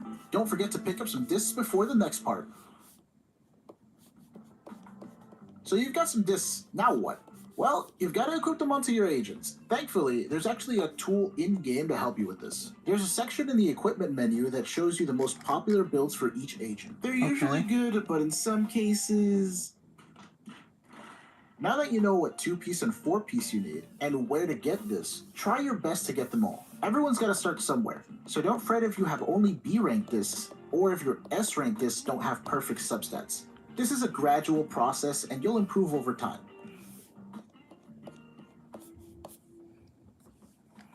This video is the first part of my comprehensive playlist on discs, designed to take you from complete beginner to confident expert on disc effects, stats, build options, and more nuanced concepts I don't see anyone else covering. Later videos cover everything from routine cleanup strategies to a full journey of upgrading discs from B rank to S rank. So be sure to keep watching. Before we wrap up, let's quickly recap on what we've learned about discs today. Some quick takeaways. Discs provide a big power boost, and optimized discs make a huge difference in your performance. Sets matter. Mixing 2 and 4-piece bonuses is the key to maximizing an agent's role. Stat growth. Your main stat will always increase with level ups, and your substats will increase randomly every few level ups. Routine cleanup is your farm spot. Best stages depend on your team's needs. And lastly, progression takes time. Don't worry about perfect substats early on. Improvement comes gradually. So I hope this helps confused. you get started with disc building. Getting the basics down makes everything smoother later. These videos take a lot of time to put together. Testing builds, writing scripts, editing footage, but I really enjoy helping the community grow. It's in the One of link my tree. goals is to pull every agent at M0R1 so I can make the most accurate and accessible guides possible. If you'd like to help me save up, check the KOFI link in the description or pinned comment. I've added support tiers with Discord roles, video credits, and more. I'm planning to expand perks soon, so feel free to check it out. Every bit helps me reach my goal of pulling M0R1 and making more content. And TikTok, if you want to check that out. My artist and I just launched physical merch on KOFI. We've got Miyabi stickers and a button. All ears, no fears. They were featured in my new Bringer guide, so if you're struggling with the boss, it's the or color of the Miyabi hair. merch Okay, I was drop, like, check what? it out. It'd mean a lot to me and my artist if you consider picking up some or leave a comment on what you think of the designs. We're just starting out, so your encouragement means a lot. Back to learning. In the next video, I'll cover everything about routine cleanup, so you can farm discs efficiently. If you're already familiar with this mode, feel free to skip ahead. Coming up after that, a follow-up on routine cleanup with insights on providing feedback to the developers, a video detailing all of the disc set 2-piece and 4-piece bonus effects, plus optimal farming strategies. Lastly, a guide on ranking up discs from B rank to S rank, with extra tips for when you hit S rank. If any of these topics sound like what you need, feel free to jump onto the one that interests you the most, or just keep watching the full series. Thanks so much for watching. I hope this guide helps you unlock the true power of your agents, and I'll see you next time.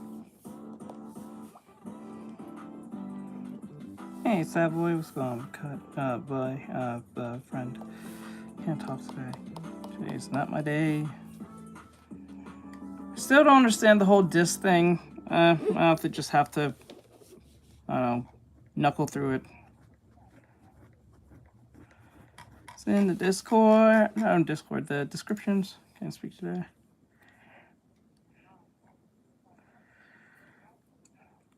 I am so... We're trying what many people consider the best Italian restaurant in all of South Jersey. We're checking out Casa di Amico in Stratford, New Jersey. This place has been around since 1993, and I heard nothing but good things about their pizza and their sandwiches, so I grabbed one of both. First up, their grandma pie, which has house-made sauce, grandma pie, house-made dough, and I love that grandma pie. She said the grandma pie. Let's go, grandma. A little turned on just by the looks of the slice.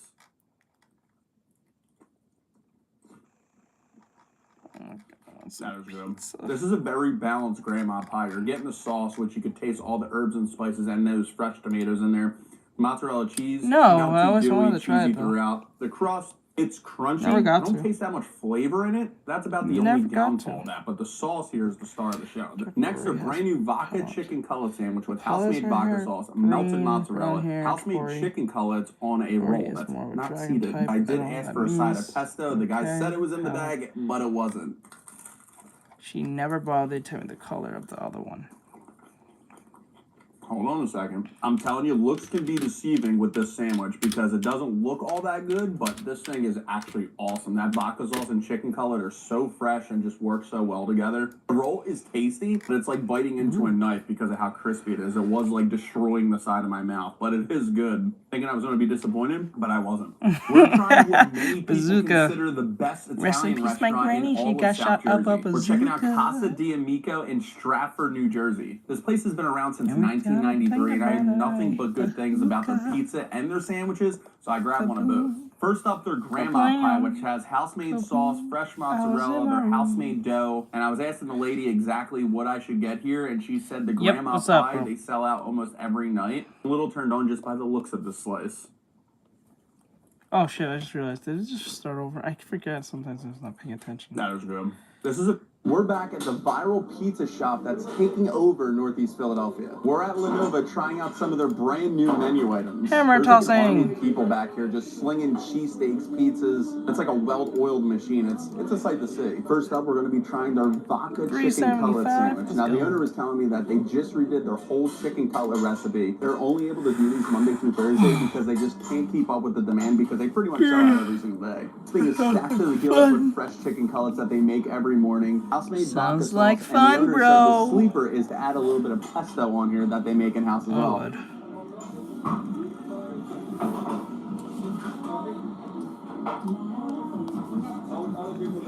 That bite was just friggin' magical. I'm telling you right now that this may be my new favorite chicken cutlet sandwich that I had in recent time. Like, the chicken cutlets are not too thin or too thick. The pesto and the baka sauce here, that combination, incredible. I know it only comes with the baka sauce here, but I'm telling you right now, add that pesto on here. This is friggin' nuts. Now for their cheesesteak pizza. Now Lenovo went viral for their cheesesteaks, but their pizzas, they sell over 400 a day, so it's not really a pizza shop, it's pretty much a bank. This has freshly shaved ribeye, hand-cut Cooper Sharp cheese on that oh-so-perfect Lenovo crust. Now they put their house-made marinara on the side just so the pizza stays crunchy. I don't want that. Dear God. Super sharp cheese and mouth. What is this? Mozzarella is literally coating inside of your mouth. The ribeye steak here, perfectly seasoned, and this crust is just so crunchy and flavorful. It's so airy. I feel like I could go run down the street and go for a nice It was jog yesterday. after eating it. It was in yesterday. Lenovo never misses. We're back at the viral pizza shop that's taking over Northeast Philadelphia. We're at Lenovo trying out I forgot what brand Monty new said, but it was some. There's like an I don't know army of how he people said back it, there but he just said slinging I don't know what the cheesesteaks, fuck he said. pizzas. It's like a well-oiled machine. It's Bro did not bother to read that name right. But I'm no different. I do the same, so it's not like I'm not that upset about it. I really am not those people who get upset over a name. No, he said something else. He said something else. It's something like that, but it's something else. It's like he said a sentence. It felt like more of a sentence. I don't even. Sauce in the rice. I remember. It was funny though.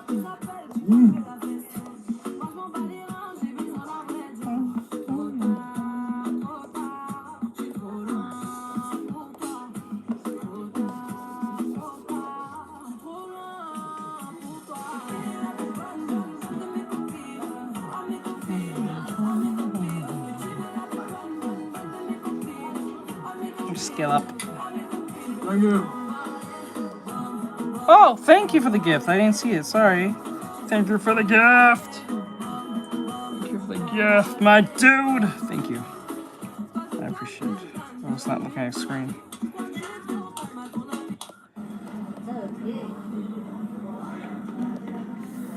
Yes, he did. How about those eggs, If you're bro? a small content creator, use this sound to gain at least 100 new subscribers. I hate Don't this believe fucking me? sound. Try it yourself.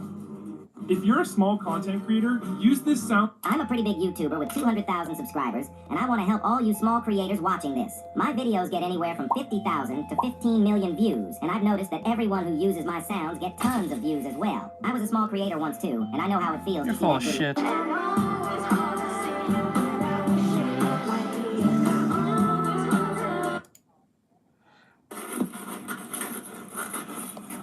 I know. I'm so damn hungry.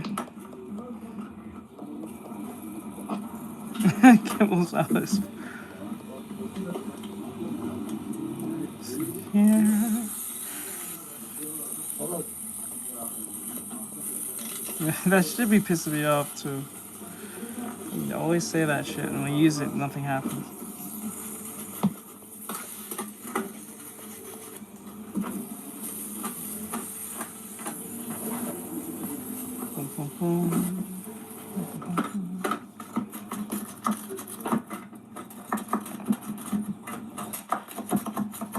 No, it's just that there's no food. I want food like that.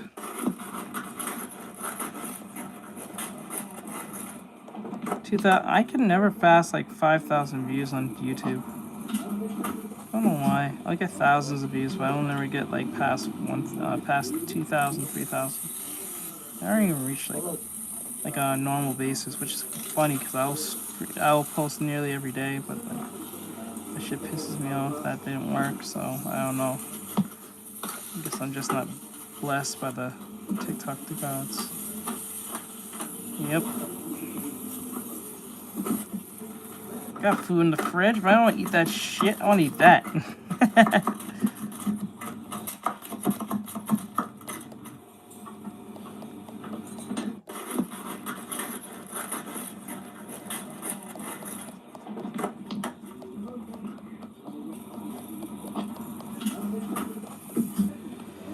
Let's see over here. Please don't scroll. I'm just trying to become a big content creator one day.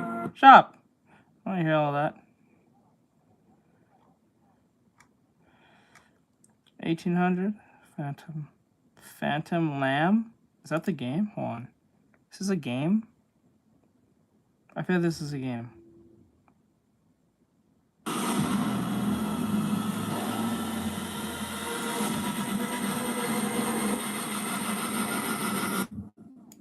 Sanity is no anchor. I don't like putting ketchup in my sandwiches unless it's a burger. Where it pleases. Reality is the greatest illusion of all. Bending, fracturing, If you want to. reshaping itself into Audit. whatever we choose to believe.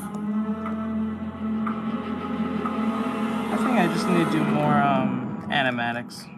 Welcome back, monster. And give more tips. I think that's what I need to do. I was too heavy reliant on too many speed drawings. That's a problem. Yeah, I do more open-minded content. Something that helps people. Maybe more tutorials.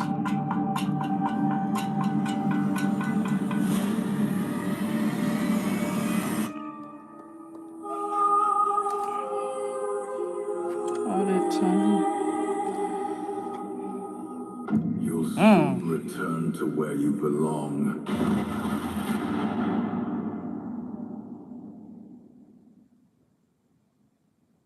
This is a lot of just Karen the video game. It's really a thing. Sorry, we're all out of half and half. You can only do an exchange. No, breadsticks are extra. Sorry, ma'am. That's our policy. Is that Karen destroying the place? Let's go.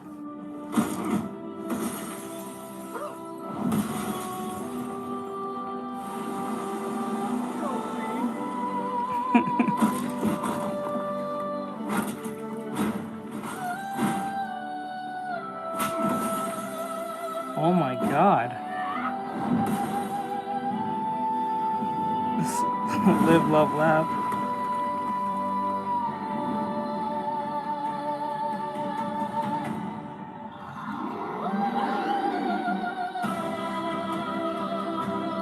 Karen!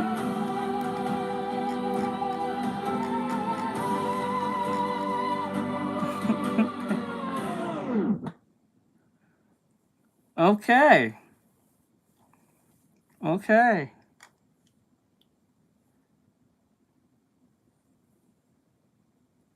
Let's see here.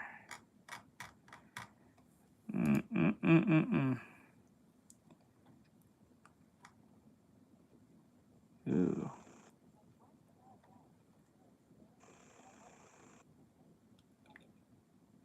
Is there a slur? This is a mess. Let me see. What is this? Hey guys, welcome to Dynamite Blue, and this is from the team that gave us XO's Heroes. Let's take a first look at their prototype, build PV, and also more information for the game afterwards.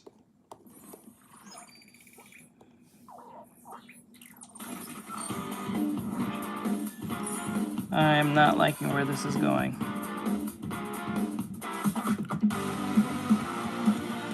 Oh wait, it's different. Okay, it's a little different.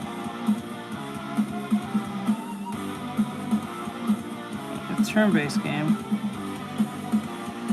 And it's cute looking, but I don't think I see myself playing this.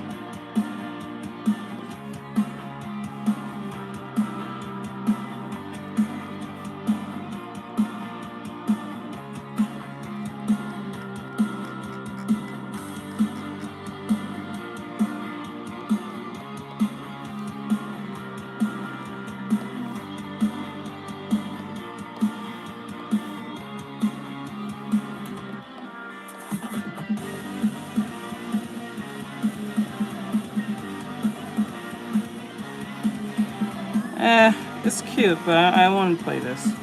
Even on stream, I want to play this. I'll be bored, I think. I think this looks cute, aesthetic-wise, but I feel like I won't have anything else up. could be wrong though.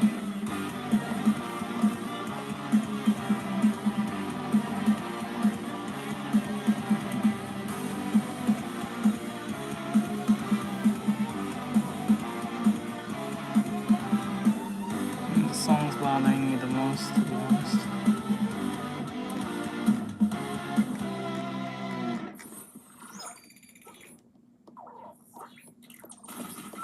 So we have more information for you guys. This is the page for Dynamite Blue. So it's again a pixel art RPG, especially for the battle sequences, the exploration, and a cyberpunk world. But I assume that when you check out the characters, it's going to be the art, the actual art of the characters. So it's an RPG with AFK progression, which I'm actually looking forward to. So this again is from the team. I'm good. I'm good. I'm good. I'm not, no. I'm not, no.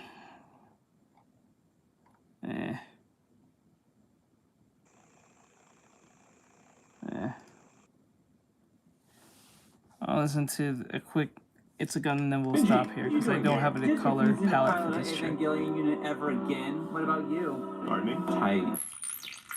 I love TikTok because it makes me feel better about myself, and it should help you too. That's what's great about it.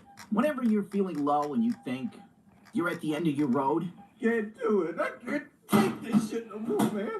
get on TikTok, I swear, and you will always find a fresh kind of madness. This person is in the general malaise that only the genius possess and the insane lament. I'll be nice to you and only send you some of the stuff that's off the wall. It's my birthday. It's not really, but I've forgotten the day, so we're celebrating today instead. My friend said... They all look... Why do the majority of them look like this? They all look like this. You know, like, okay, let me use an example. So, like in the early 2000s and late 90s, if you was in middle school, high school, whatever the case may be, that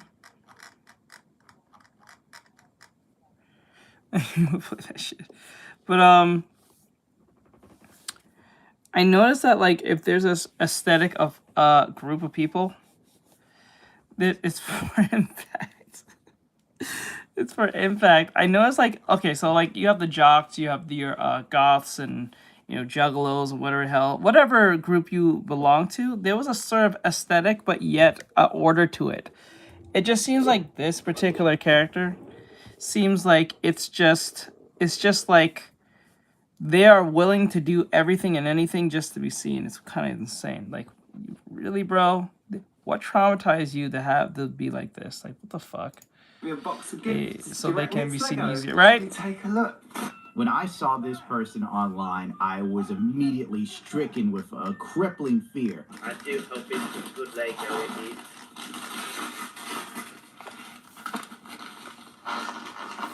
I always like starting with the card first because it's sweeter than any gift could ever be. Sometimes I wonder would Lego ever create, therapy session Legos? Then no one would buy them because no one ever decides to go. At first, I thought this was a joke. But then the more I saw, the more I realized that it wasn't a joke. This is a real human being. They woke up today and put on this outfit and thought, a symphony in cream. Smash! Let's take a look. Ha! Dear Faye, hope you have a lovely birthday. Keep being fabulous. Love, Lou. Oh, God. I think the most horrible part of all of this is that our dear Faye here has a wonderful speaking voice. To think, 10 years ago, 15, maybe Faye could have been a successful narrator or some shit. But instead, they're a trans woman. Or voice actor. Frightening normal people and leading the charge to, I want to say something with an I and ends in sanity. But YouTube really frowns on that general observation that we could all probably say is true. Objective. Hey, me, this is definitely not going to be a CD, is it?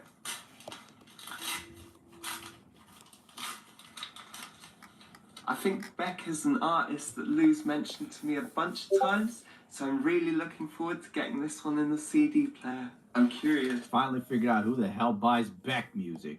It's only taken me my entire life, but now I know. Beck Lou, music? you have no taste? Should have gone with Judas Priest. Give me some Painkiller with that absolutely devastating solo that I can't play because YouTube sucks. Wait, I'll get somebody else to play it. Let's do this!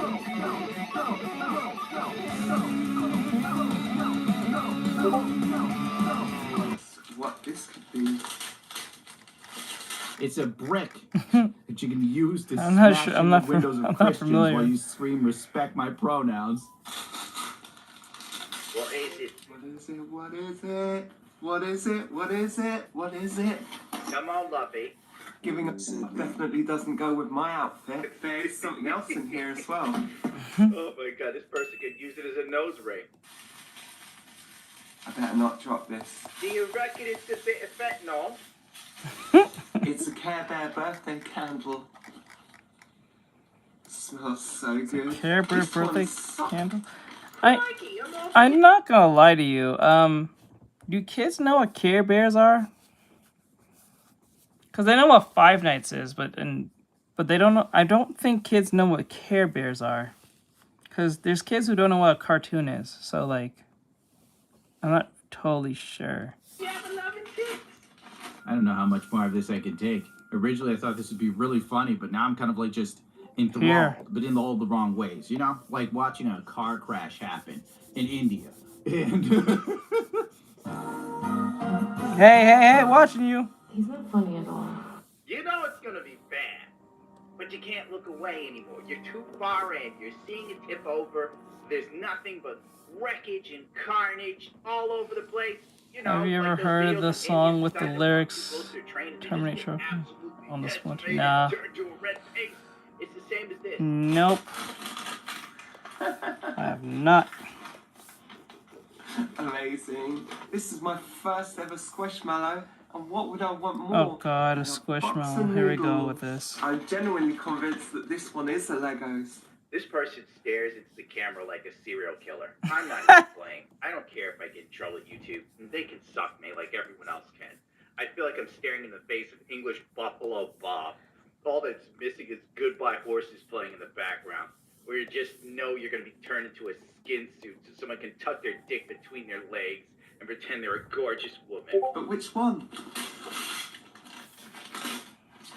Oh my god. So good. I don't know which one I'm gonna build first. This axolotl seems really cute to me. A big shout out to Lou for sending me this amazing selection of gifts. I think I'm sorry to tell you, Faye, but that's a 3-in-1.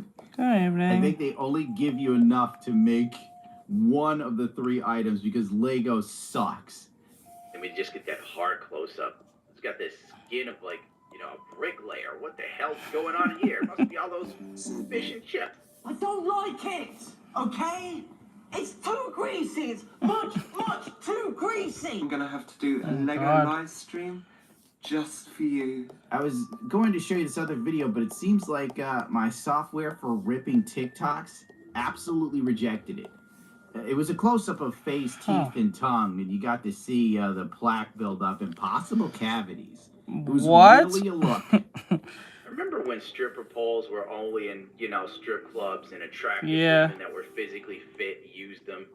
Now it's been co-opted by fat women, moms, and transsexuals. Yep. I'm reaching a point in my life where I can tell younger men things used to be better back in the day. Believe it or not. The stripper pole was strictly relegated to women that were 125 pounds maximum and about 5'6" to 5'8". They were lean, mean, delicious sex machines. Not anymore. Nope. The details of complications post-vaginoplasty surgery make you uncomfortable. Only It's two. time to How much start was on it back then? peritoneal vaginoplasty surgery.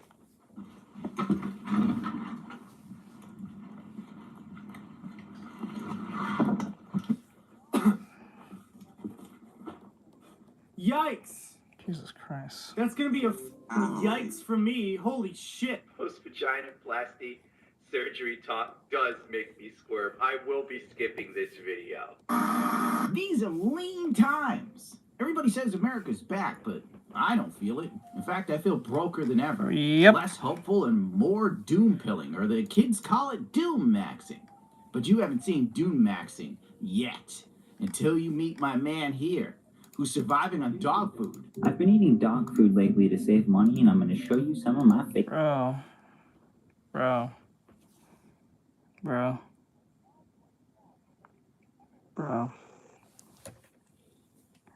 Bro's eating dog food.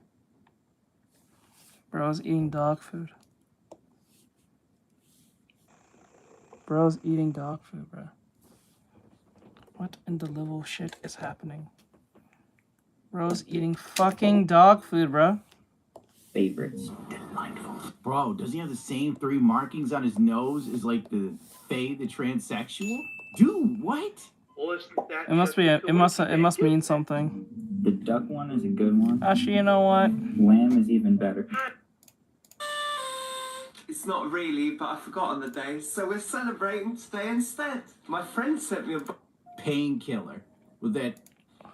Oh, it's a couple of grand, so depending this if one's you said what? I look at Lul as I don't know how much more of this I can take. Horse Originally, food. What? Is that even edible? It can suck. Let me just get. I was.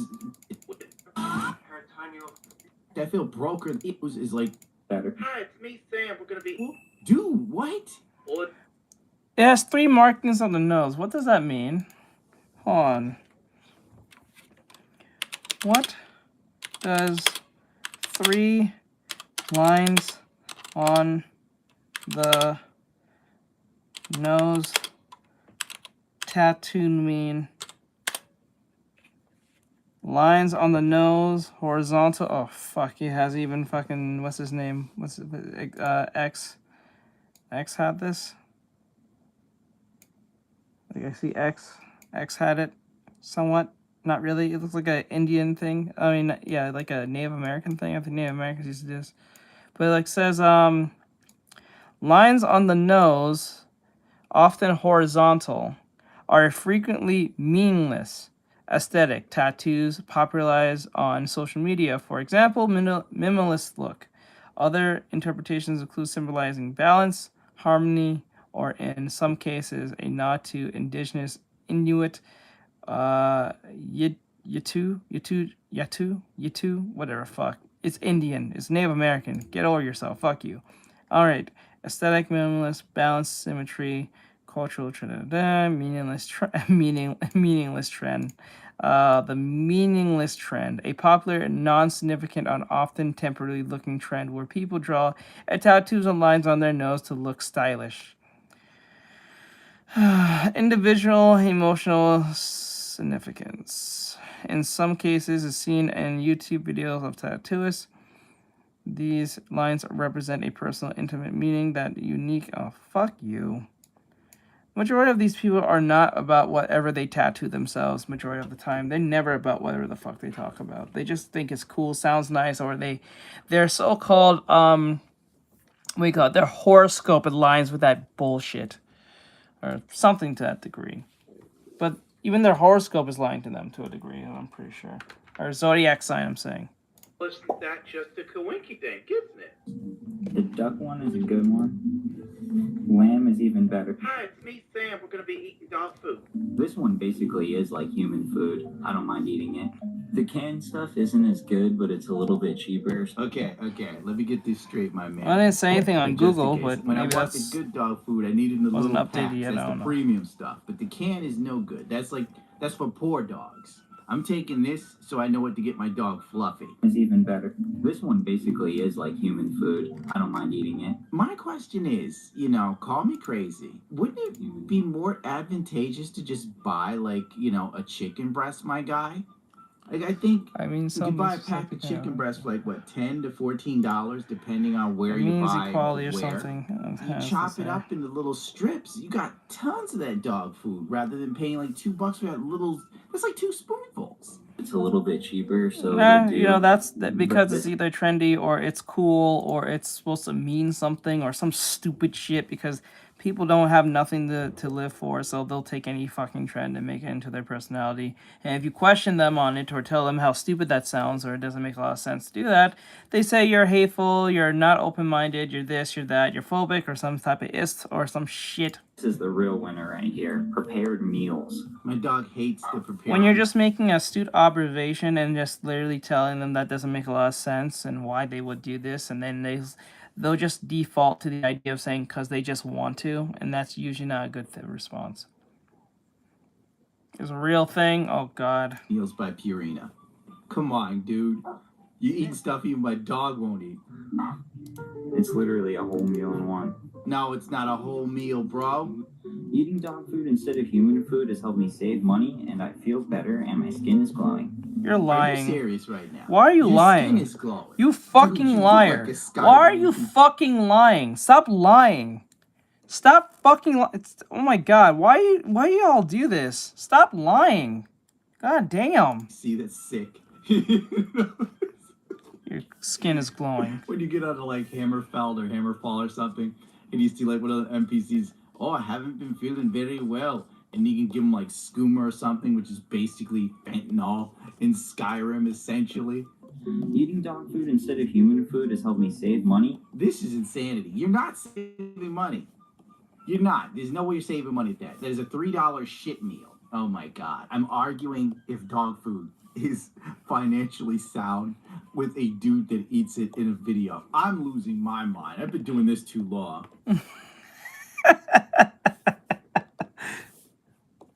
Oh my God.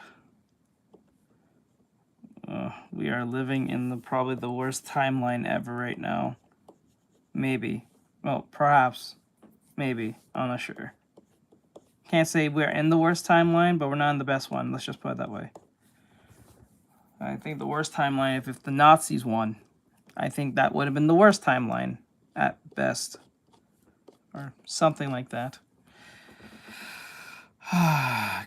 Okay, I am pretty much done at this point. I just wanted to do this real quick because I just want to be up to date with my client. So they're pretty much done almost. They just need to put the mouth in and do a little more coloring, but it doesn't take that long. But anyway, upside down face. All right, so guys, we're gonna go play game. Let's see what you guys picked. Let's see what you guys picked.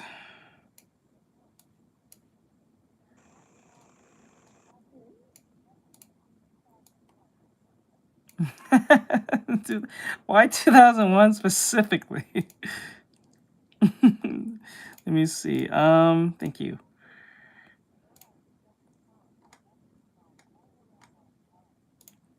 Okay, let me see.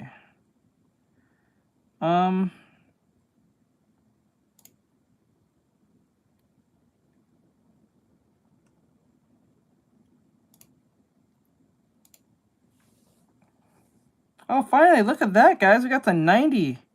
We got the 90 subscribers on the gaming channel. Let's go. Yeah, I've been putting it. I put in the Discord. I tell you guys this. I put in the Discord. I put in the YouTube community tab. I put in the TikTok community tab. I put in the Instagram's community tab. I give you guys the option. I put non voting and I put exclusive voting.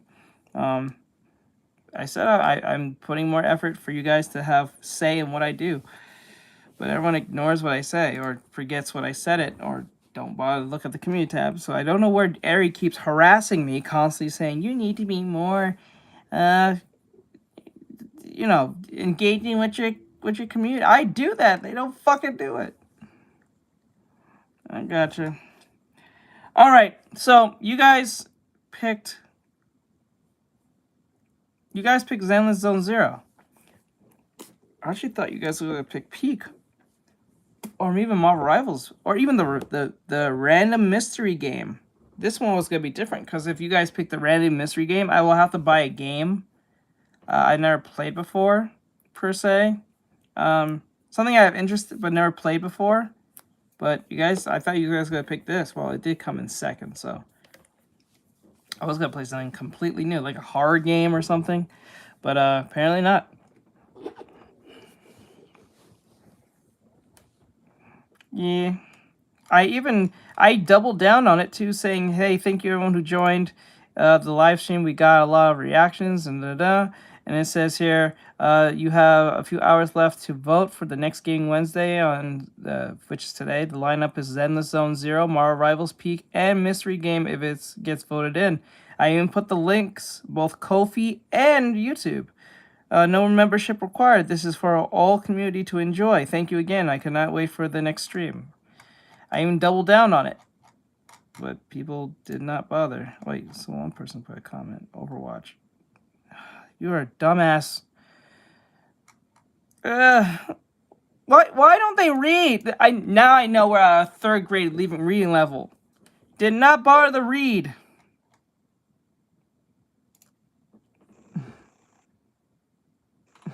Didn't bother to read. Bother to read. The link takes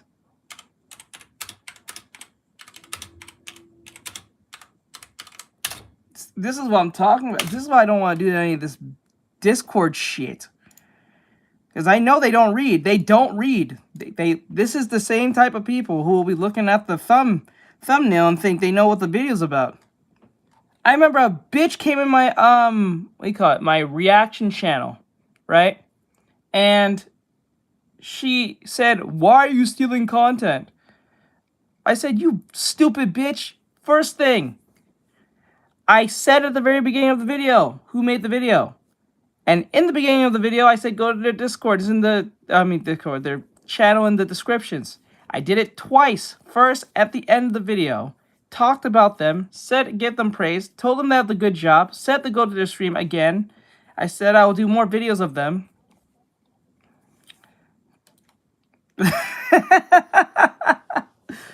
Oh, Jesus. I said that to her. Dumb bitch. I was like, so no one reacts to anything. I'm just the only one stealing stuff. And how am I stealing if I'm giving them credit for the work they did? Giving them praise for it. And telling people to go to their channel. I put even knowing the channel and the video I was reacted to. So they can react to the channel to give them more praise. The more people who reacts to the channel gives the person more recognition for the video. It actually showcases their channel. Dumb bitch. Like, that's a dumbass. I don't know. I don't know, bro. I don't know, man. I don't know how YouTubers do it. I don't know how they can have a community of people and then they just do their bidding almost instantly. I don't know. All right.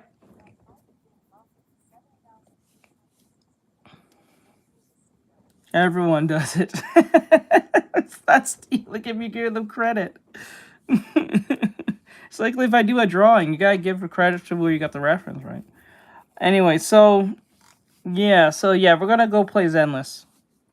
So I'll be back in like a couple of minutes. I'll be back in like 5 minutes. So I'll be streaming this both on, I think, YouTube or Twitch, but mainly YouTube. So I'll see you guys in a couple minutes. I'll be right back.